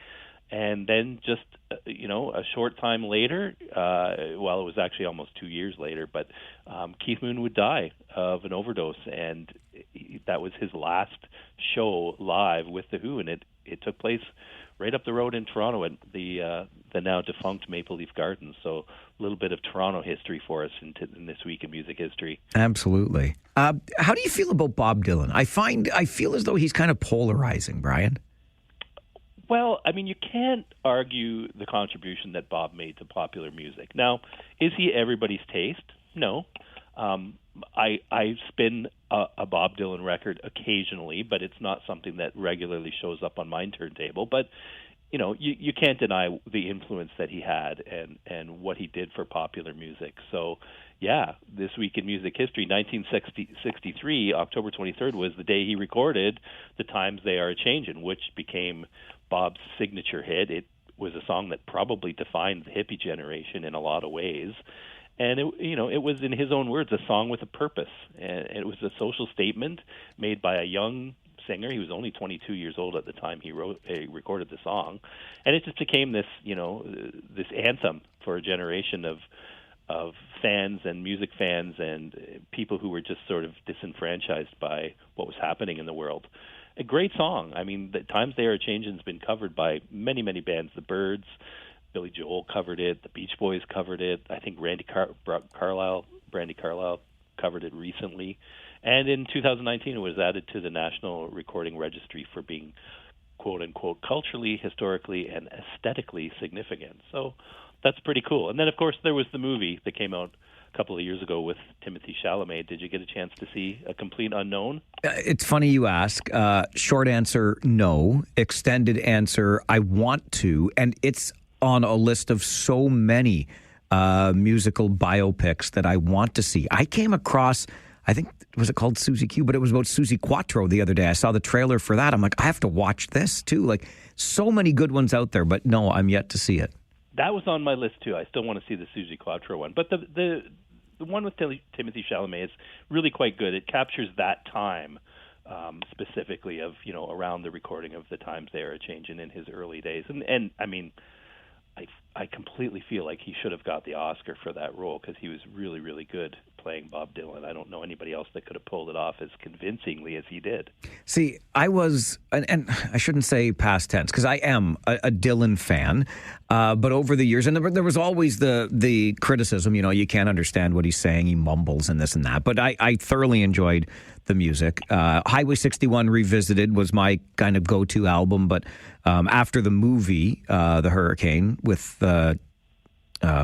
oh my gosh, why am I Denzel Washington Jr. playing Hurricane Carter and the Canadian Connection. I picked up Desire, which is another great album. Anyway, it goes on, but I've learned over the years that Bob Dylan wasn't always the easiest to work with when he put on a show. He's going to do a 90-minute set, and that's all you're going to get out of Bob Dylan.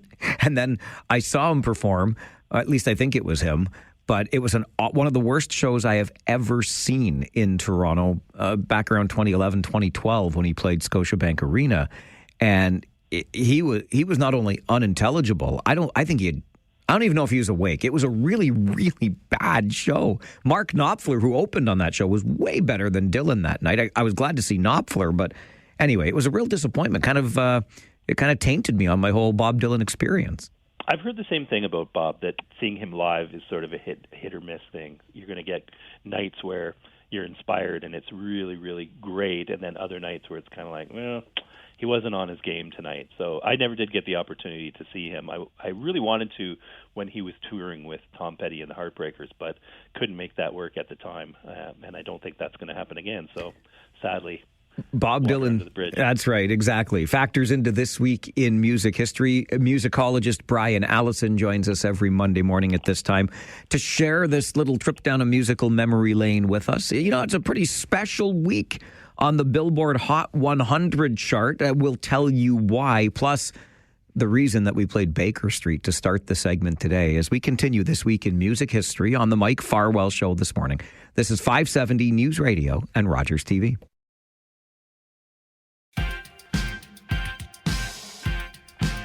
Monday mornings, 11 a.m.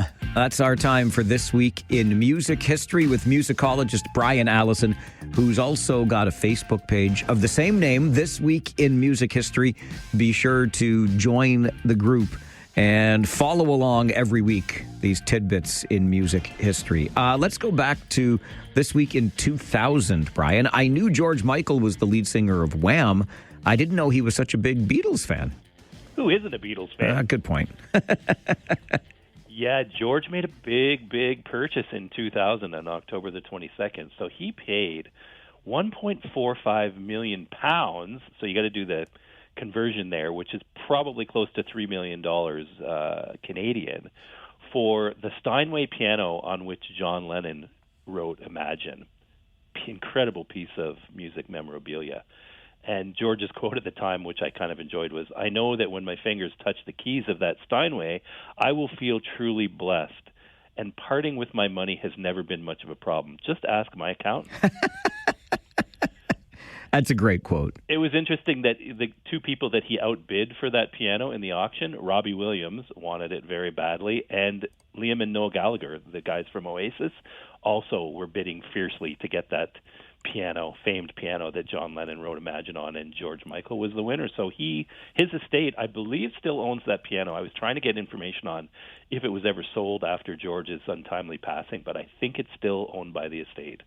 This week in 1986 marked a pretty special week in the history of the Billboard Hot 100.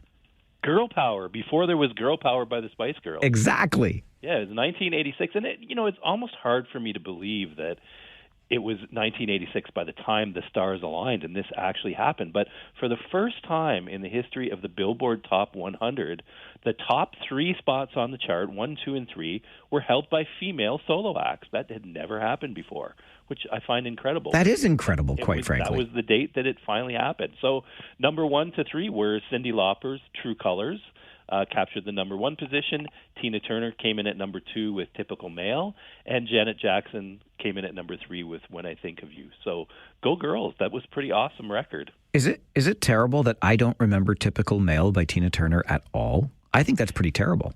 Well, it wasn't. It was a popular song for sure, but I think she had so many other hits that sort of shadowed some of her later songs in '86 because she was so prolific during that period of time. But yeah, I vaguely remember it, but not as well as I remember many of the other songs that she had out. Yeah, I'm with you on that for sure. Okay, we opened today, Brian, with one of my absolute favorites. I couldn't resist, and just full disclosure, Brian gives me options of which song to start the segment with. And I decided against AC/DC, sorry to my rocker fans, but I had to go with Baker Street by Jerry Rafferty because the opening to that song is just, it's beautiful. It's a beautiful piece of music, and it factors into our list on the dearly departed this week. Yeah, sadly, we're not playing it for a happy reason. We're playing it because we lost a really great artist. So the fella, and maybe a lot of people don't even know who that person was, but everybody knows that saxophone riff because it's just so iconic. But the famed saxophone player who played on that Jerry Rafferty recording was Raphael Ravenscroft, and he passed away in 2014 on October 19th at the age of 60. Interestingly, he played that riff on Baker Street. He was paid a total of $50 by check for the session, which he alleged during his lifetime bounced. and apparently he still had a copy of the bounce check framed in his residence. So $50 to play that iconic riff, and the $50 check bounced. And then when you look back, Jerry Rafferty, who passed away in 2011 tragically, his estate are said to earn around $150,000 per year in royalties for Baker Street to this day. So it's still a song that generates a lot of income for Jerry Rafferty, but not so much for Raphael Ravenscroft. Unfortunately, as a session player and part of the union, you don't generally get rights to a song. You get the flat rate, which was $50. So $50.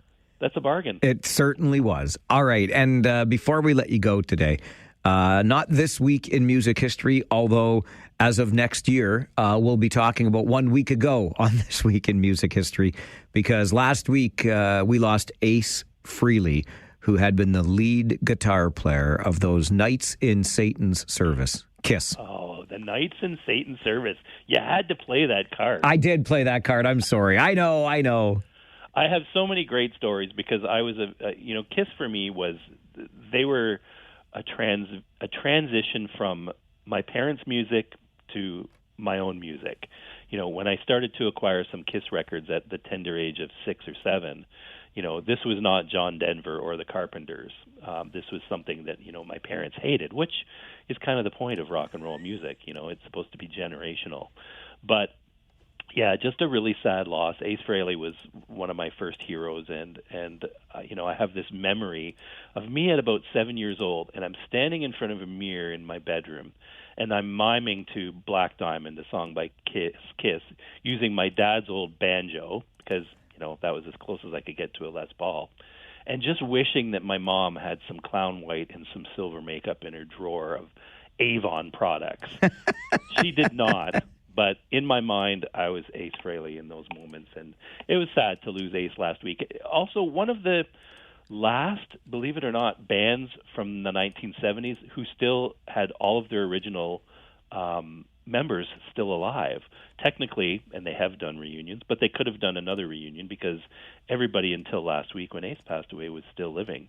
There are not that many bands that are left from the 70s where the original members are still alive. Can you think of another one? Original members of a band, Rolling Stones. Well, yeah, technically, but they didn't start in the 70s. Oh, they didn't start in the 70s. Okay, fair enough. They started in the 60s. But yeah, Charlie Watts is dead, so they couldn't reform again. No, they couldn't. Gosh, I'm not coming up with it. I was only able to come up with 3. So the Sex Pistols still have the 4 original members living. Okay. Talking Heads are still alive, and everybody from the B-52s is still alive. All bands that began in the 70s and still have original members. But there's not much more than that. If you go back to the 60s, there's almost no bands where all the original members are still alive. U2, you could kind of maybe count into that because they did technically start in the late 70s, more considered an 80s band. For sure. The B-52s, boy, if that tin roof was rusted in the 80s, so rusted by now. I can't even imagine if the house is still standing. It's fallen. It's fallen long ago. B-52s are still touring. They're still around, so you could catch them if you needed to. I'll look forward to it. Brian, always look forward to this segment on Monday mornings. Thank you again for being with us. Great talking to you, Mike. Brian Allison is a musicologist who prepares This Week in Music History for us. Every Monday morning at 11, we take that trip down a musical memory lane with you. And I remind you that Brian's got a Facebook page of that same name, This Week in Music History. Be sure you check it out, sign up, join that group, This Week in Music History on Facebook, and get these tidbits and so much more on a weekly basis. And enjoy our conversations every Monday at 11, This Week in Music History, part of the Mike Farwell Show. 570 News Radio and Rogers TV. Has anybody heard from Crazy Dave? Has anybody heard from Crazy Dave? Has anybody heard from Crazy Dave? Now that cat couldn't spell to win a bet, but he carried this battered notebook full of his poetry. More soul per square word than the Lord's Prayer. He was the kind of guy that called a spade a shovel, and a violin a fiddle, and a lady ma'am. And I don't even know why I think of him now. Maybe because he never told me a lie he'd have to apologize for later. Because he'd speak to a guy straight, eyeball to bloodshot eyeball, like he'd never even had a secret. I hope Scott Wicken is thinking of you, David Drewe, today, especially today, because it is a very special day. No time for that, Mike. Let's get to the news. Fine. You can be that way if you like. David joins us. It's my birthday. It's his birthday. We would have played Happy Birthday for you, but we're not allowed to do that on the radio. Really? I could say, yeah, it's still a song that we have to pay for. And they would sue my ass if I played Happy Birthday on the air. $$? Correct. You know how that goes. David, if you didn't know, founded and continues to operate Negotiating Change, government relations, stakeholder engagement strategies.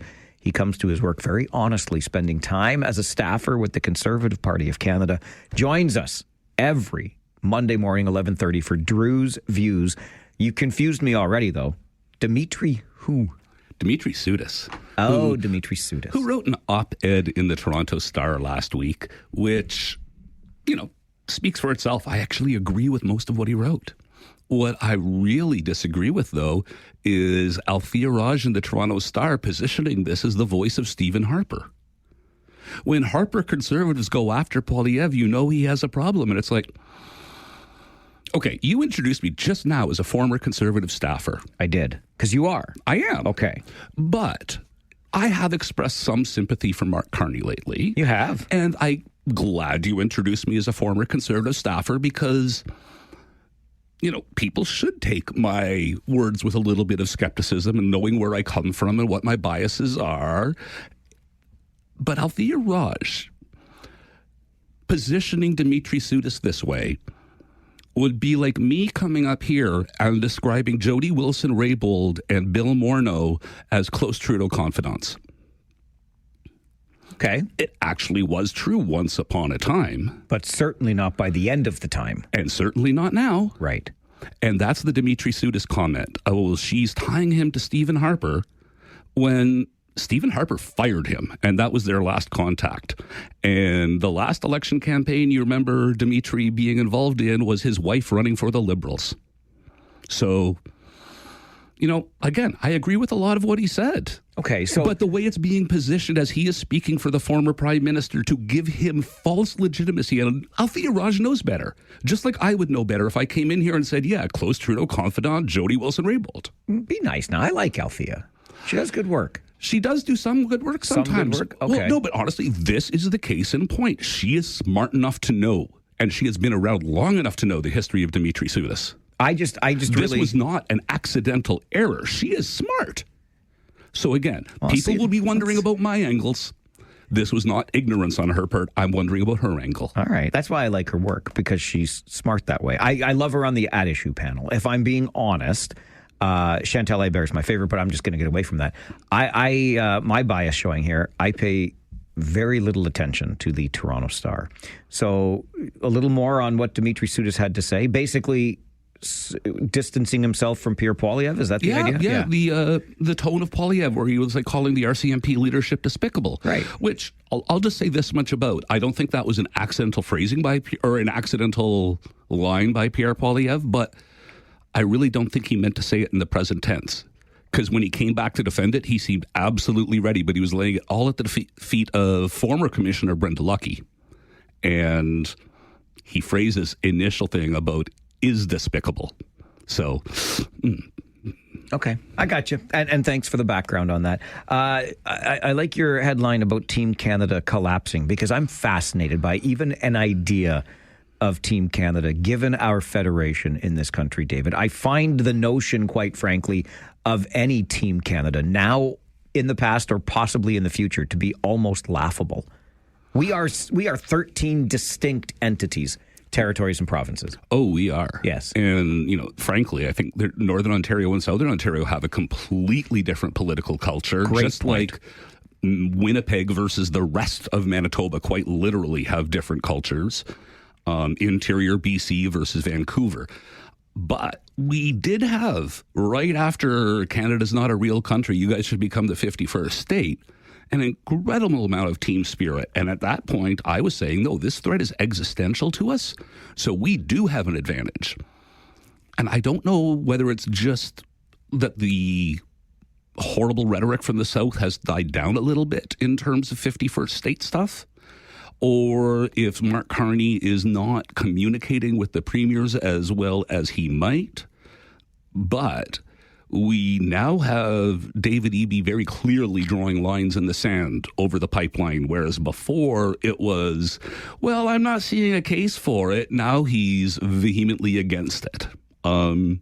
We have Danielle Smith, who is tying stuff to Alberta separation again.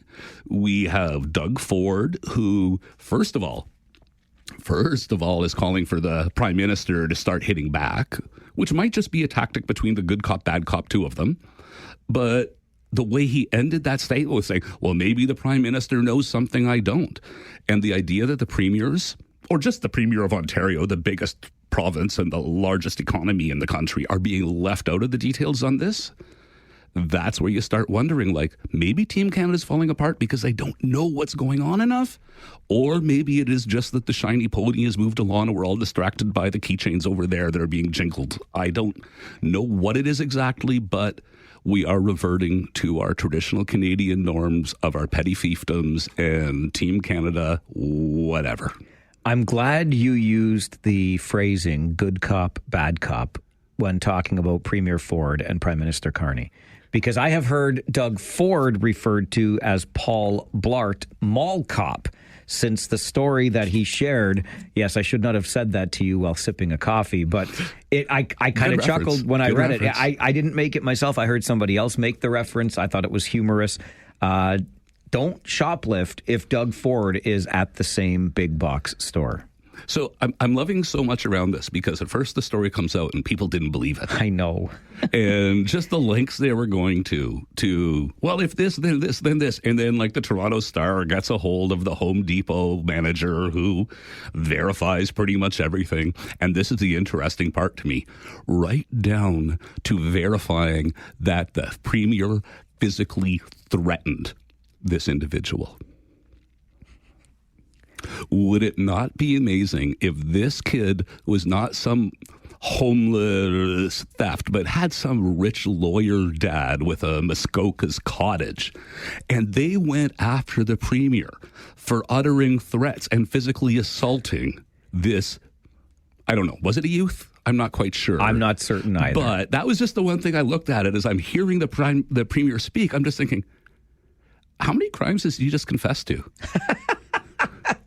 And the best part is, it's like, just forget all the specific details of it, but just the idea of this guy gets up and confesses to, grabbing the guy and going through his stuff and threatening him. But the story begins with, and I evaded my police escort. Like, it just takes you in this weird direction. So again, I'm not anti-Doug Ford here. I think that was a great story. I kind of wish a few more people would take a little bit of that attitude.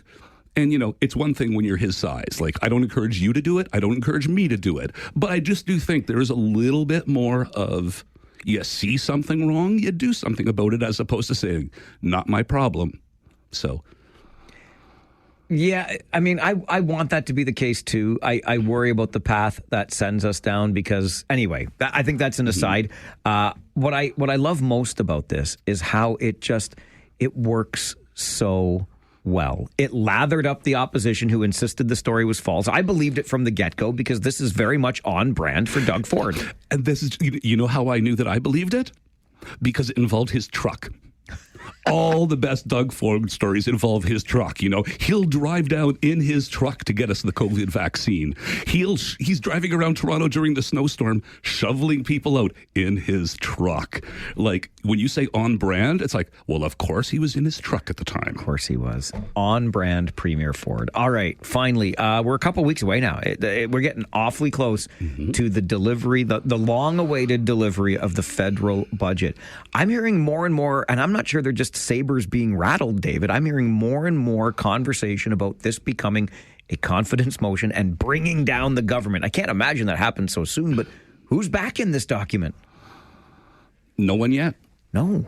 The Bloc Québécois actively wants an election right now. They are just stirring the pot saying, we want it, we want it, we want it. So they're off the table as a dance partner, which leaves the Conservatives or the NDP.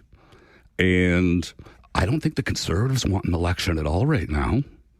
But there's no way Pierre Poilievre can afford to walk away or back down in any way with the leadership review coming up, which leaves the NDP, and I don't want to say they're leaderless, but they don't have party status. And as they keep joking along, when the government asks them for coordination, they'll be like, if only we had a whip's office. If only we had a House Leader's office, but we don't have those resources to be able to commit to anything to you. So that is a possible trading card. He needs three people to back the budget along with his caucus. Yeah, or a few people on the other side to call in sick, or right, which is harder now though because of online voting. Like, you know what I mean? You can be in your hospital bed and vote. If it's the last thing I do, it's going to be voting against this budget. This is when Joe Clark's government fell, which is the analogy everybody's drawing. They knew they were in trouble. I forget the name of the dude, but there was this Liberal MP who showed up with the IV bags and a walker to vote from coming out of the hospital to bring them down. And he's like, that's when I knew we'd miscalculated. That's when I knew. But you know what I mean? Now, that dude wouldn't even have to have got up. So if you happen to be in the riding for an important event, it's no longer about I couldn't be in Ottawa. It's like, you couldn't take the 10 minutes to do your job on the budget? So it's all getting very, very interesting. And with the Stellantis closure, you know, there's a whole lot more expectations this budget is going to have to meet. So I don't want an election right now. Me either. But think about this. When Mark Carney says it's all their fault, what is the all he's talking about? Because so far, all of the blockages we've had have been from the premiers or the Americans. It hasn't been the opposition parties that have slowed down any of their agenda. So he's going to have a hard time blaming his lack of progress on the opposition if he can't get this done. It's going to be interesting. It certainly will be, and I'm looking forward to it. Levels of intrigue, so many layers to it. Real quick, because we got to go. But is that's the Big Rock coffee place in Sudbury? Yes. No, that's Big Rock Brewery out of Alberta. Okay, what was the coffee place in Sudbury? I thought it was something Rock. Anyway, great to see you. I know you're a Sudbury boy, and it's coming. Maybe it was the Little Rock. No, that's Arkansas. David Drewe is home with Bill Clinton, owner of Negotiating Change, Government Relations Stakeholder Engagement Strategies. Joins us Monday mornings, 11:30 for Drewe's Views. Happy birthday again, and thank you, sir. I am off to Ethel's. Enjoy. This is the Mike Farwell Show, 570 News Radio and Rogers TV. Time for the Local Business Spotlight on 570 News Radio. And joined this morning by Eric Avner, who is the president and CEO with the Waterloo Region Community Foundation. Eric, good morning. Good morning, Mike. How are you doing? I'm doing really well, thanks. How are you? I am great. I'm great. Glad to hear that. I have been seeing this pop up in my feed. I've been hearing a little bit of buzz. It's something called WR Give. What inspired this initiative? Tell me about it. Sure. Well, WR Give is a new online community giving platform we just launched designed to connect donors with projects from local organizations that help build a stronger, more connected region. So last month, we had talked about this, that we had released our 2025 Vital Signs report, which was focused on social infrastructure. That report had data and insights and kind of real-life examples that showed where our region was thriving and where some gaps were in terms of our social infrastructure. So as we're growing to 1 million residents, we have these opportunities to keep learning about how we can be more connected. But more importantly, we just are really focused on trying to figure out how we can make it easier for people to do more good as we're doing that. And WR Give is just one way to do that. We launched this platform to provide everyone this opportunity to figure out if they could participate in 8 different initiatives that actually do something to address some of the more critical themes that we saw emerge from the Vital Signs report. Okay, so let's get into those 8 different initiatives then. Can you tell me a little more about them? Yeah, there's organizations from across the region. So we have Crowshield Lodge, Extend a Family, Waterloo Region, the Kitchener Public Library, Lang's, Rhythm and Blues Cambridge, Textile, the our Uptown Waterloo BIA, TLWR. We're looking across the region, and we're looking for organizations that we're hoping to raise somewhere between $2,000 and $15,000 for specific projects. So the total goal is about $90,000 we're going to raise from the community. But the campaign closes next Wednesday, the 29th of October. Some of the projects have already been fully funded. Others are still looking for help. But all of the projects are linked to this social infrastructure, this need for social infrastructure.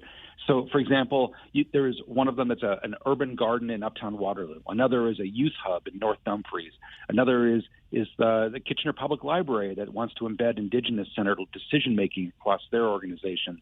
That's just three of them, but all of them are on this listed on this wrgive.ca website, and everybody can read more information about them there. Okay, so you mentioned we've got about 9 days until next Wednesday to get involved in this and help move it along. How can we support the initiative? How can we participate in this? Super simple. We're trying to make things simple here. You just visit wrgive.ca and find a project to support. And whether that's $10 or $100 or, I don't know, $1,000, any bit of support helps to build this region where everyone feels like they belong here. So the platform is going to be accepting donations through October 29th. That is true. And then when we explored all these different ways to strengthen social infrastructure, we knew we wanted to pilot something that invited people to start or to take part. So this idea of social infrastructure isn't just the community foundation's challenge. Building ways to meaningfully connect is the community's challenge. So this wrgive.ca is one step in testing that, and we're kind of excited to see how the community responds. So we hope your listeners take a look, wrgive.ca, find something that compels them to give where you live. You know, I like this idea, and I can see the overall connection here, Eric, between connecting the community while we're also connecting 8 different organizations that you've outlined under this wrgive umbrella. I'm really excited about it. We're going to see if this is working. This idea of some crowdfunding for community projects, and if that does work, I think we'll see more. We'll see more of this type of a project. This one is just a prototype to see if the idea works and if people find it compelling. Terrific initiative. Really appreciate you making time on the show to tell us about it, Eric. Thank you very much. Thank you, Mike. Eric Avner is the president and CEO at the Waterloo Region Community Foundation. I hope you, like me, have seen wrgive popping up from here and there in your feeds. Maybe you hear some folks talking about it. There's been a little bit of buzz around this. And as Eric mentioned, next Wednesday, the 29th, is the deadline for us to register our participation in this. But there will be likely a lot more moving forward as well. But if you want to take part and help out one of these worthy initiatives in the community under this umbrella of wrgive with the 8 organizations involved under there, it is a very simple website to remember. It is wrgive.ca. I'm on that site right now. Until October the 29th, you'll have the opportunity to support these projects directly. wrgive.ca to register your support. Take out the papers and the trash, or you don't get no spending cash. If you don't scrub that kitchen floor, you ain't gonna rock and roll no more. Yakety yak. Don't talk back. Just finish cleaning up your room. Let's see that dust fly with that broom. Get all that garbage out of sight, or you don't go out Friday night. Yakety yak. Don't talk back.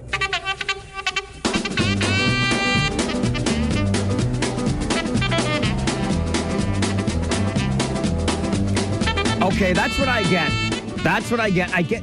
You get what you deserve in this life, don't you?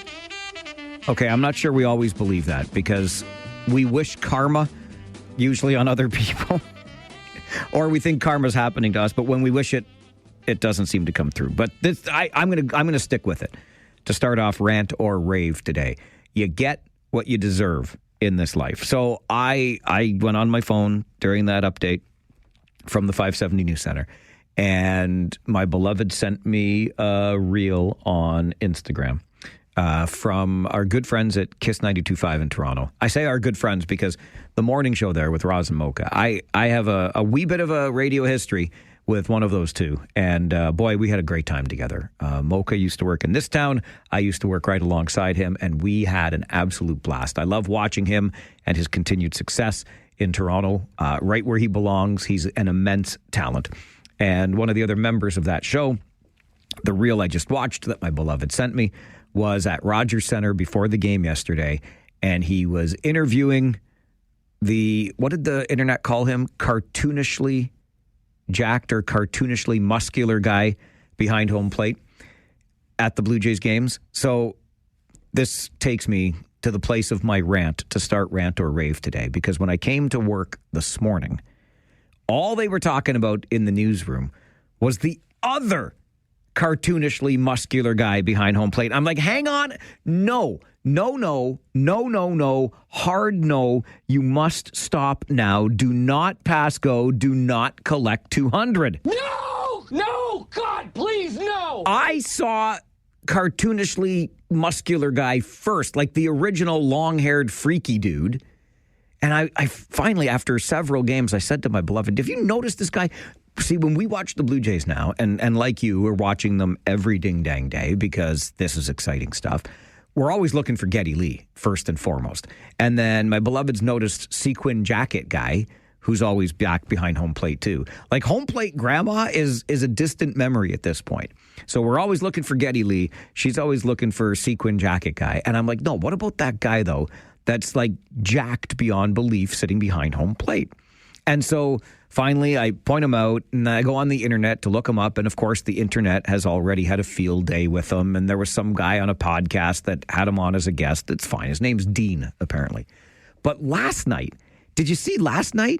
He's got a buddy with him. Clearly, they go to the same gym or have the same steroid purveyor. I'm not sure which.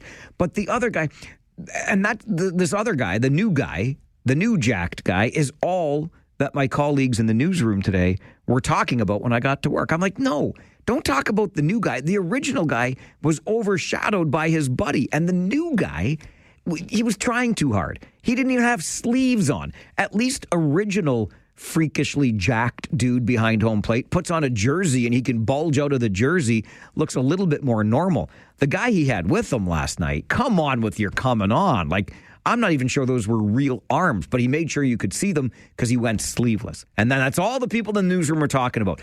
Don't abandon your originals here.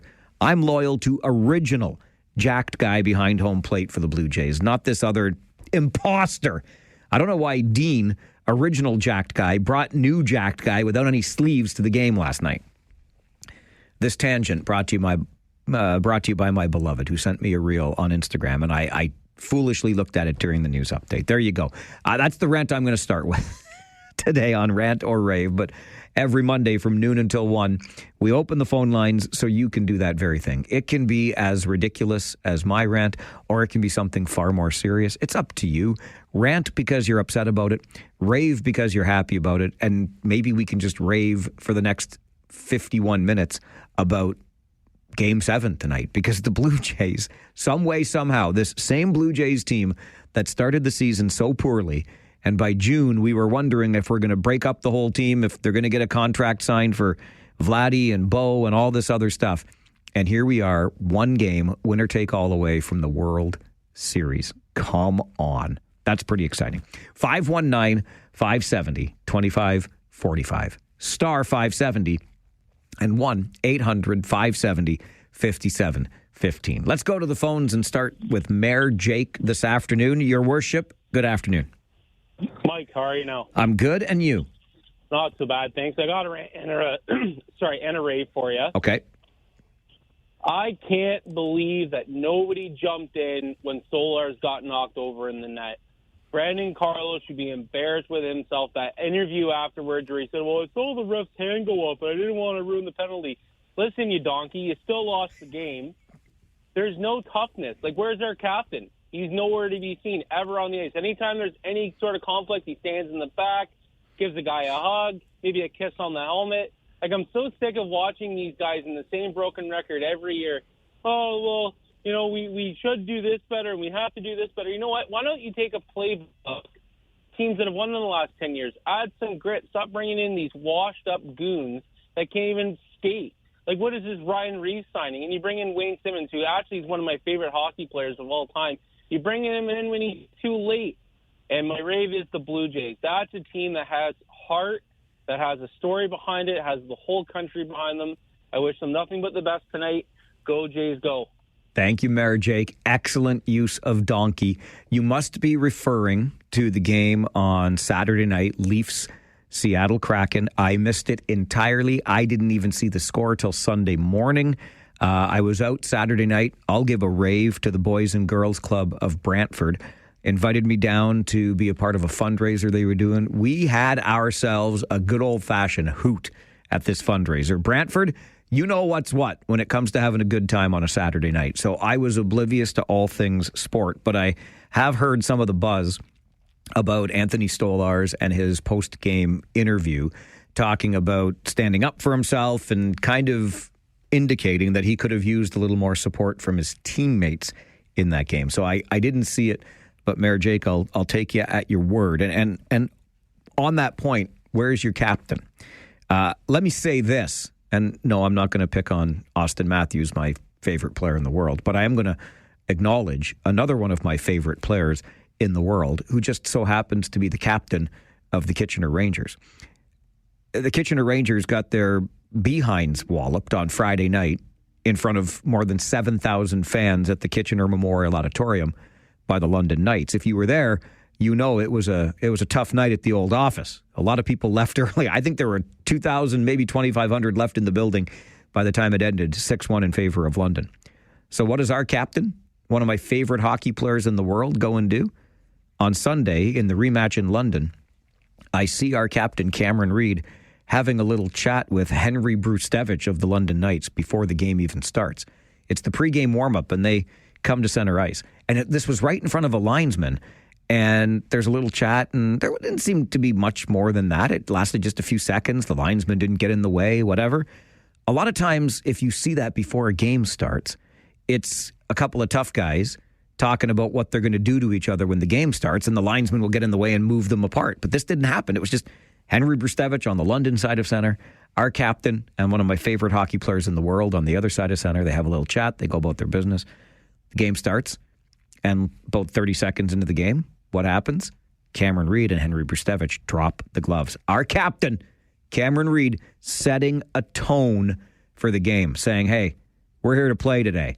We're not going to get pushed around like we did on Friday night. And what happened? Oh, the Rangers won the game in overtime. That's what happened. Listen, if you want some pearls to clutch, I'll gladly buy some for you. Probably fake pearls. But I love that stuff. I love that stuff. I love hockey. I think Cameron Reid's one of the greatest. I'll just leave it there. Over to Sarah next on Rant or Rave. Sarah, good afternoon. Good afternoon. I have a little rant about the caller that you had earlier who was talking about the online accessibility to our health records. Yeah. So you made some great points. I feel like you were almost there with the response. For myself personally, I've been going through some major health issues over the past year, and having access to my health records. Number one, a lot of the time you get testing done or requested by your doctor, and the response you get from your doctor is, if you don't hear from me, everything's fine. But now you can verify yourself. So that's a big part of it. But also with having access to those health records, the gentleman who called made the point that seeing your records can induce anxiety in the patient. I really think it's kind of the opposite. It opens the door to have a conversation with your doctor about the results that you're seeing, which is what I was able to experience a lot for myself, again, over the past year. So I kind of wanted to rant about that individual, in my opinion, was way off base. It's an optional service for patients. We're not required to go online and check our results. So if you're an individual who finds that you might get anxious over seeing those results, you certainly don't have to look. Sarah, really appreciate you sharing that. And that's excellent and more depth than I was able to provide earlier. So thank you for that. Thank you. Great to hear from you. And that's what I love about this hour, where we get the opportunity to go back and maybe touch on some of the things where we didn't have enough time before. And that was a half-hour segment where I mismanaged the clock very badly. And we did talk about exactly what Sarah was just describing, access online to so many of our health records or the results of our tests, etc. And when Paul called afterwards, he was, quite concerned about this. And then I tried to make the point, but there wasn't enough time, and Sarah does a better job here anyway. But you're not going to be doing this, in the dark, so to speak. You're not just out there by yourself. A doctor sends you for testing, and then you go online and look at your test results and get all worried about it. You're going to be doing this in partnership with your healthcare provider, with your family physician, whatever the case may be. It's not like you're just willy-nilly going to Dr. Google and then going online to access these results. So, Sarah, thanks for sharing that real-world experience. If we'd had more time before and I hadn't mismanaged the clock as much as I did, we could have gotten into it then. I think these are great advances, by the way. Anything we can do to streamline things for our doctors and nurses so that they can focus on the care that they're giving to patients, that's what's important here. And we then, as the patient, in partnership with that healthcare provider, can go and access different things online. It's a great way, I think, to evolve our healthcare system, or our sick care system, as I like to call it. Rant or Rave continues. More phone calls, and you're welcome to be a part of the conversation on the Mike Farwell Show, 570 News Radio and Rogers TV.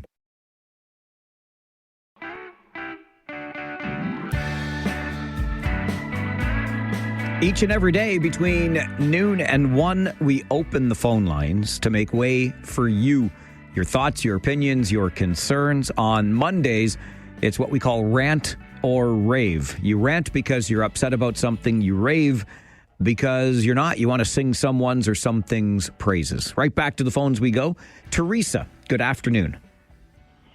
Hi, good afternoon.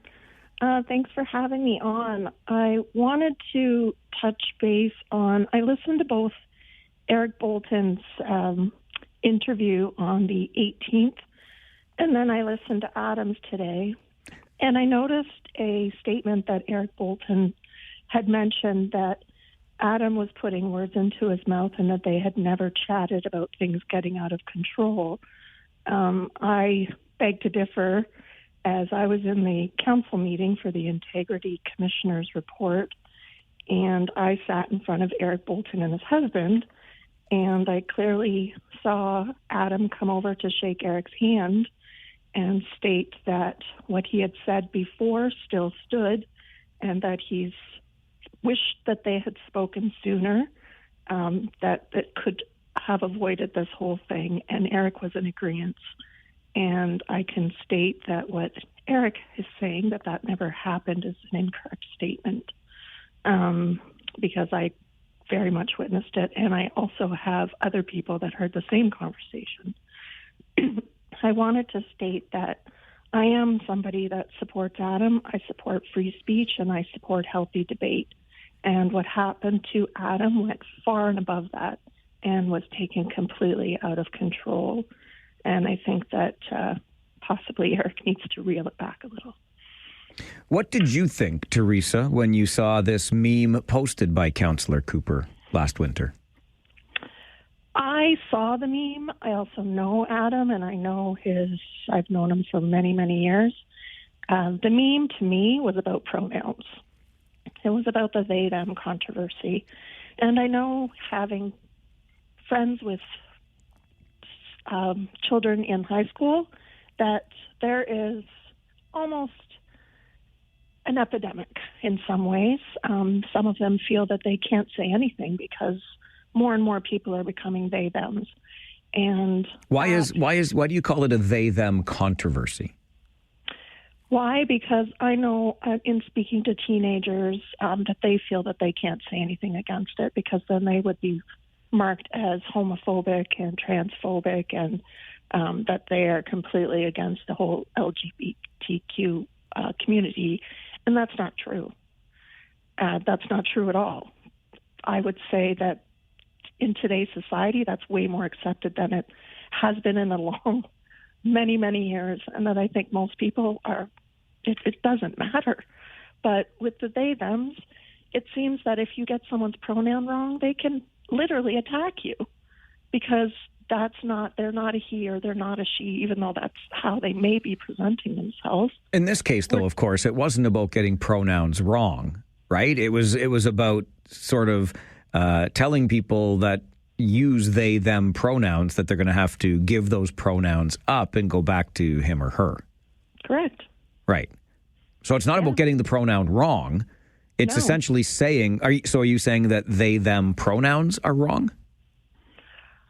I'm not saying that they're wrong. I'm just saying that there should be grace given. When someone mistakes an identity, For sure. people often get I agree with that. person jumping down their throat But in this they've case, incorrectly labeled. right. But in this case, nobody got a pronoun wrong. It was saying the pronouns themselves are wrong. That's what the meme means, right? I have to give my pronouns back. They can have they, them pronouns if they want them. Scientifically, there is two sexes. Oh, okay, so this is what we're getting down to now. Yeah, and people have the right to think their own beliefs. They certainly do. And the problem is you're not allowed to voice your beliefs anymore because then all of a sudden you're transphobic, you're homophobic, and that's not the case. Okay. Hey, listen, Teresa, I appreciate you calling in today and sharing what you overheard at the meeting and expressing your support for Councillor Cooper. Thank you for that. Absolutely. Thanks for having me again. Okay. Bye-bye. Here's the thing. This is not that, right? I understand the trepidation with which many of us share viewpoints today, but this isn't a case of sharing a viewpoint that, well, I guess in some ways it is, but I think we're getting mixed up in what this is all about. And one of the bigger questions I'd ask in all of this is what in HE double hockey sticks pronouns have to do with the business of a municipal government. I think municipal governments should be very concerned with getting housing built, keeping property taxes low, making sure the potholes are repaired. I could go on and on. Water, etc. That's the business of municipal government, right? You want to get into pronoun debates or debates about male, female, non-binary. Those are completely separate issues. And I think this is a little bit separate from, as well, just a fear of expressing one's opinion. But it's an interesting hornet's nest that's been poked in Cambridge. Rant or Rave continues on the Mike Farwell Show, 570 News Radio, Rogers TV.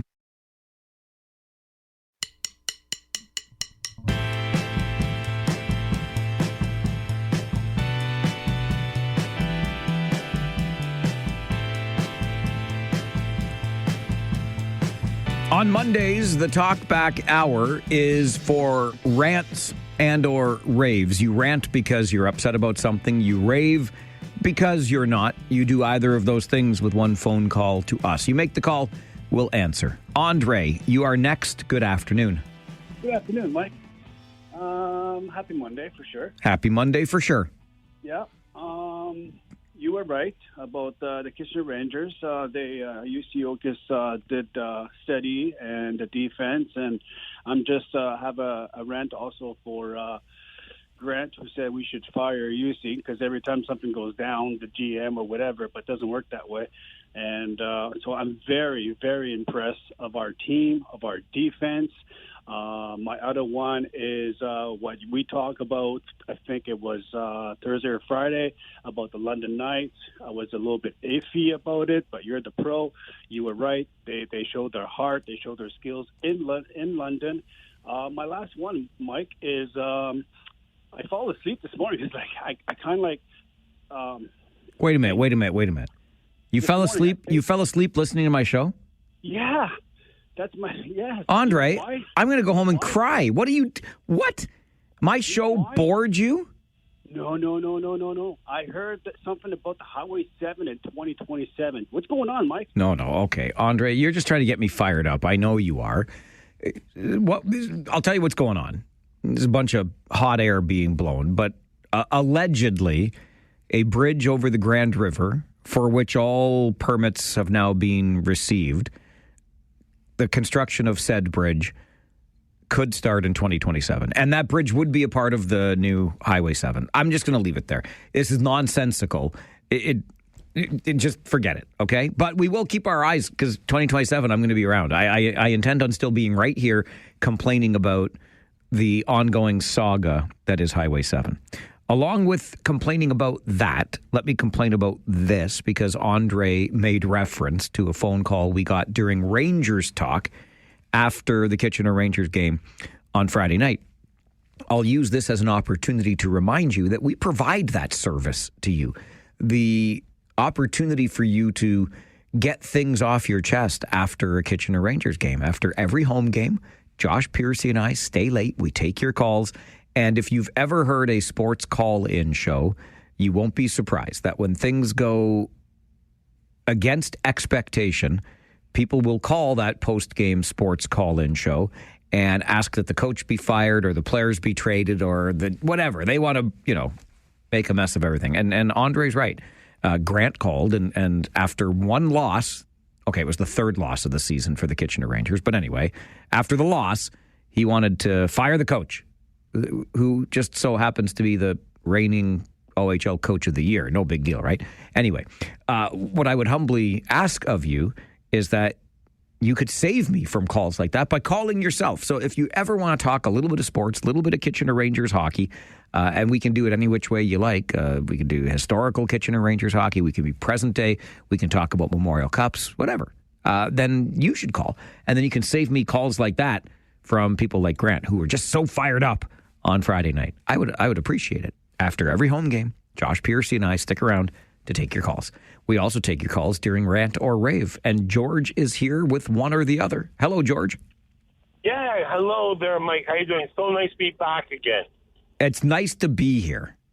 Yes, I was away for a little while, so I'm back now. Where'd you go? Oh, just took a week off, and I just kind of did things here and there and everywhere around the region. All right, as long as you didn't go away to another radio station. No. Good man. Yeah. Anyway, I was listening to Adam Cooper this morning, and whether or not the meme was appropriate or not, maybe it wasn't. He should have maybe been a little bit more sensitive. I was shocked, Mike, the messages, the emails that he himself, his family got. It was horrifying that these people would be so militant, so angry, almost violent. That really disturbed me this morning. I wasn't expecting to come first day back to work hearing stuff like that. And it's sad that people would be so rude that way. Why not approach them, talk to them, go to council?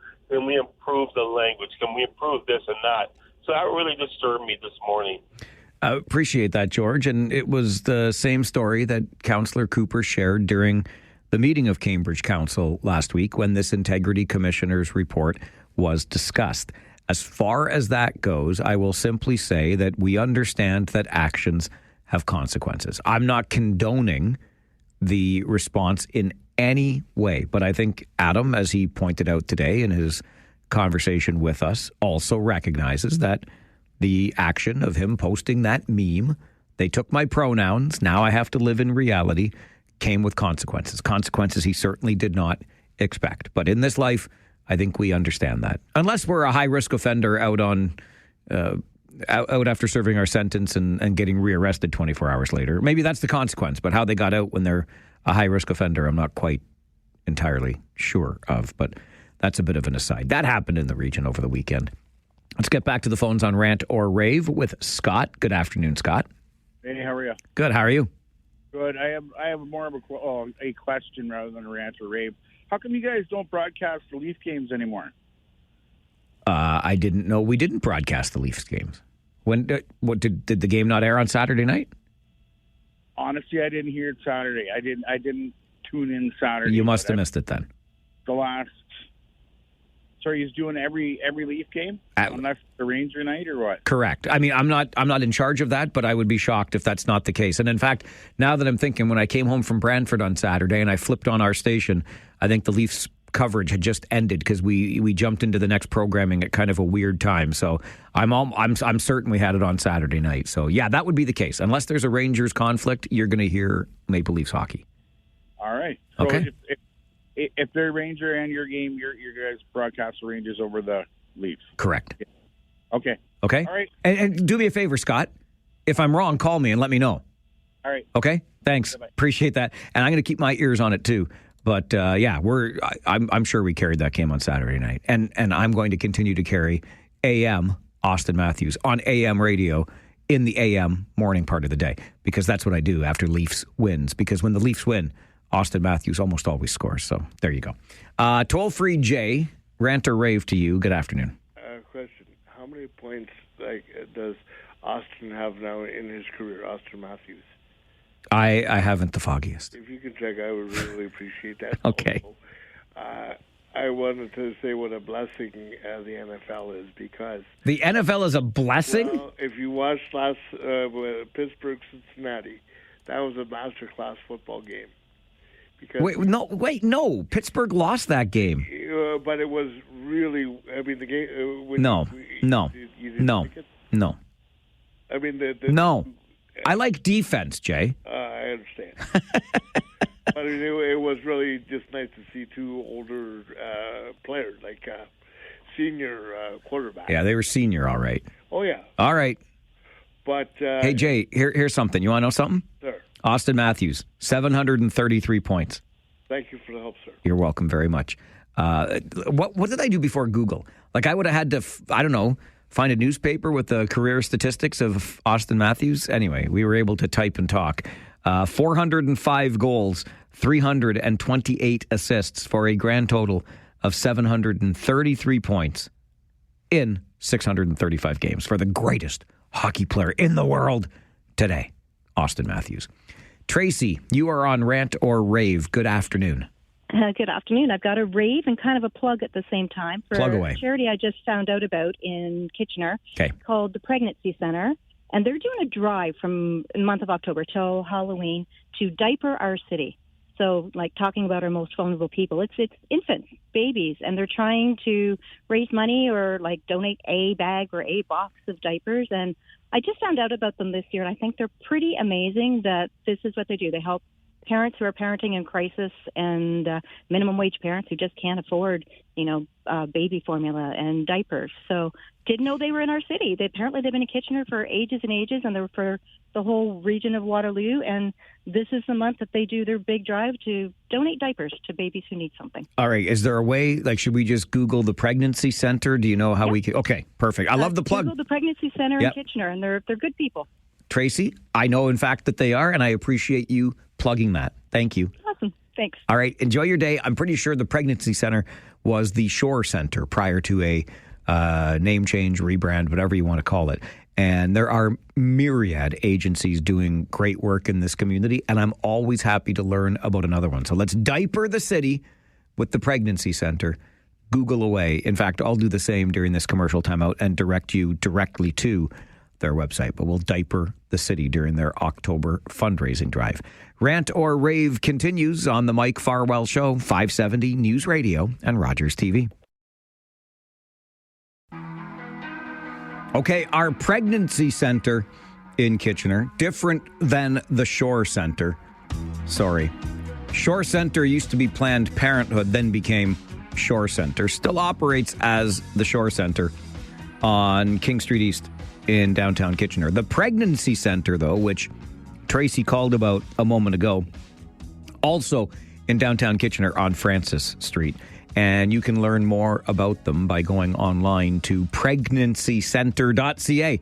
Just got to make sure you do your spelling right. Pregnancy Centre, the Canadian way, R-E, pregnancycentre.ca. And Tracy told us about their month-long effort to diaper the city, getting some help for parents in need of those supports, formula, diapers, etc. So check out pregnancycentre.ca. As we continue ranting and or raving during our Talkback Hour today, Gary, Farwell's Force member number 41. Good afternoon.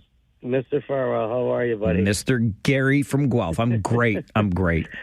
Beautiful. It sounds like you're doing great, So I'm going to do a rave. You remember, what was it, Friday after the game? I called in and, you guys were going, you had your tough loss, remember? Oh, I remember. I'd like to forget, but unfortunately it was Friday. I still remember Friday, yeah. Do you remember what I said? I said, hey, don't worry. Sunday you guys are going to win, and it's going to be a good game. You guys are going to fight back, and all is good. And I guess I sent some good vibes that way, because apparently you had a really good game yesterday, and you guys won. You know what was even better than the game yesterday, Gary, was the treatment that we received when we got to London. I don't know what happened from last season to this season, but my goodness gracious, they've never been warmer and more welcoming in the city of London. was great. Kidding. Well, yeah. That's awesome to hear. But I can't say or wish you any, send good luck anymore if you guys, play against the Guelph Storm boys. I'm going to have to send that good positive vibes to my boys. But anyone else, I'll send the good positive vibes to the Kitchener Rangers. And maybe one day, hopefully, I'll be able to come over there and see one of the games and, maybe get to say hello and shake your hand. You are welcome at a Kitchener Rangers game anytime, even though you're from Guelph. All right, Gary. Say, hey, I know Mike. Let me in. That will not work. They will send you packing, my friend. There you go. All right, Gary. Good to hear from you today. Have a great day, buddy. Thanks. You too. Thanks for the call on Rant or Rave. Next, we go to Francis. Good afternoon, Francis. Good afternoon, number 36. Farwell's Force, member number 36. Thank you, sir. Yes, I would have maybe a subject you could bring up someday. If we could have no accidents for one day, if people would use the computer between our ears, I would say there is no such a thing as an accident. If we were a little bit courteous, let some people in, and you could pull in front of a big truck, they can't stop so fast. Just have some common courtesy, and then you could have a talk back. What are some of the things that you did that was kind for the day or for the whole week? And with that, I'll say God bless. God bless, Francis. Farwell's Force, member number 36. I believe he and his wife Sherry are 36 together. I don't think I gave them different numbers, but regardless, that computer between our ears, I like to refer to that as the greatest supercomputer on earth, because it is. And Francis is not wrong. Not too many years ago, but enough years ago, there was a movement by, I believe it was provincial police, but regardless, called No More Accidents. And we are a radio station, as you know, that deals with traffic reports for you regularly, every 10 minutes on the ones during the morning and afternoon. And the idea behind No More Accidents is exactly what Francis is alluding to here. They're not accidents, they're collisions, they're crashes. They are caused by driver error or somebody's error. So if we extend a little more courtesy, if we use that supercomputer between our ears, what are the chances of things improving dramatically? The biggest thing that helped me, the number one change that I made that made a massive difference out there on the road, was making sure I always left on time. And by on time, I mean on time. So I'm not rushing. I'm always going to be somewhere 15 to 20 minutes early, so that if something happens along the way, it's like water off a duck's back. Believe you me, it is a game changer. Don't be in such an all-fired hurry. If you're running late, that's a you problem. Don't make it a me problem on the road, please and thank you. Make sure you leave in time to get where you're going. Kyle, you're on Rant or Rave. Armchair coaches, all these people that call in that want somebody fired over one game. I tell you, that's a sports call-in show for you, baby. I know, and here's another sports call-in. Let's go Jays, buddy. Yes. 1, 2, 3 strikes, you're out at the old ball game. Go, Jays, go! Woo! Thanks, Mike. Thanks, Kyle. I hope your vocal cords are okay for tonight to cheer on those Blue Jays. 8 o'clock right here on 570 News Radio, and you'll find it across our Sportsnet television network as well. Game 7, Blue Jays and Mariners. It's going to be a lot of fun. Loved the game last night. I'm sure I'm going to love it again tonight. Jane, good afternoon. Hey, Michael, I want to... Whoa. Michael? Mike. Okay. Jane, do we know one another well enough for you to call me Michael? Well, Michael is a term of respect. I appreciate it. I'm sure that's on your birth certificate or passport. So it certainly is. But I want to call in yes. and just say we live in an amazing part of the world. I know it's past Thanksgiving, but I think we have to have grateful hearts all the time. And one thing I'm going to point out right away because of a comment you just made is I'm grateful for your radio station because before I leave to go out of town, I always listen to the traffic updates. So I know which way I'm going to get out of town without having any delays. So with technology today, to be able to hear what's going on right now, for example, somebody coming in from Toronto, I would call them and say, hey, avoid coming in on Highway 8 because of the accident. So thank you to your station for doing that.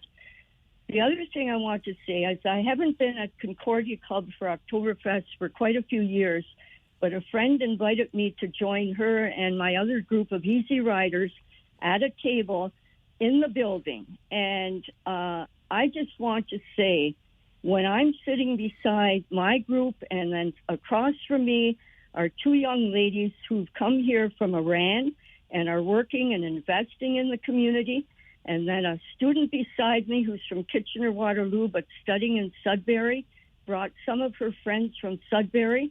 So we had a cross-section of ages and backgrounds. And then I walked into the tent, and oh my goodness, there again was a huge cross-section of cultures from around the world coming together to celebrate. We need to focus on the positive. There were no pronoun police at the door saying, will you use they or them or us or whatever?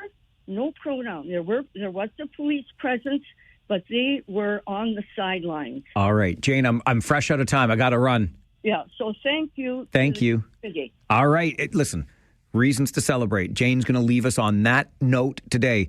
Just don't call me Michael tomorrow. You are a force for good. Bye for now.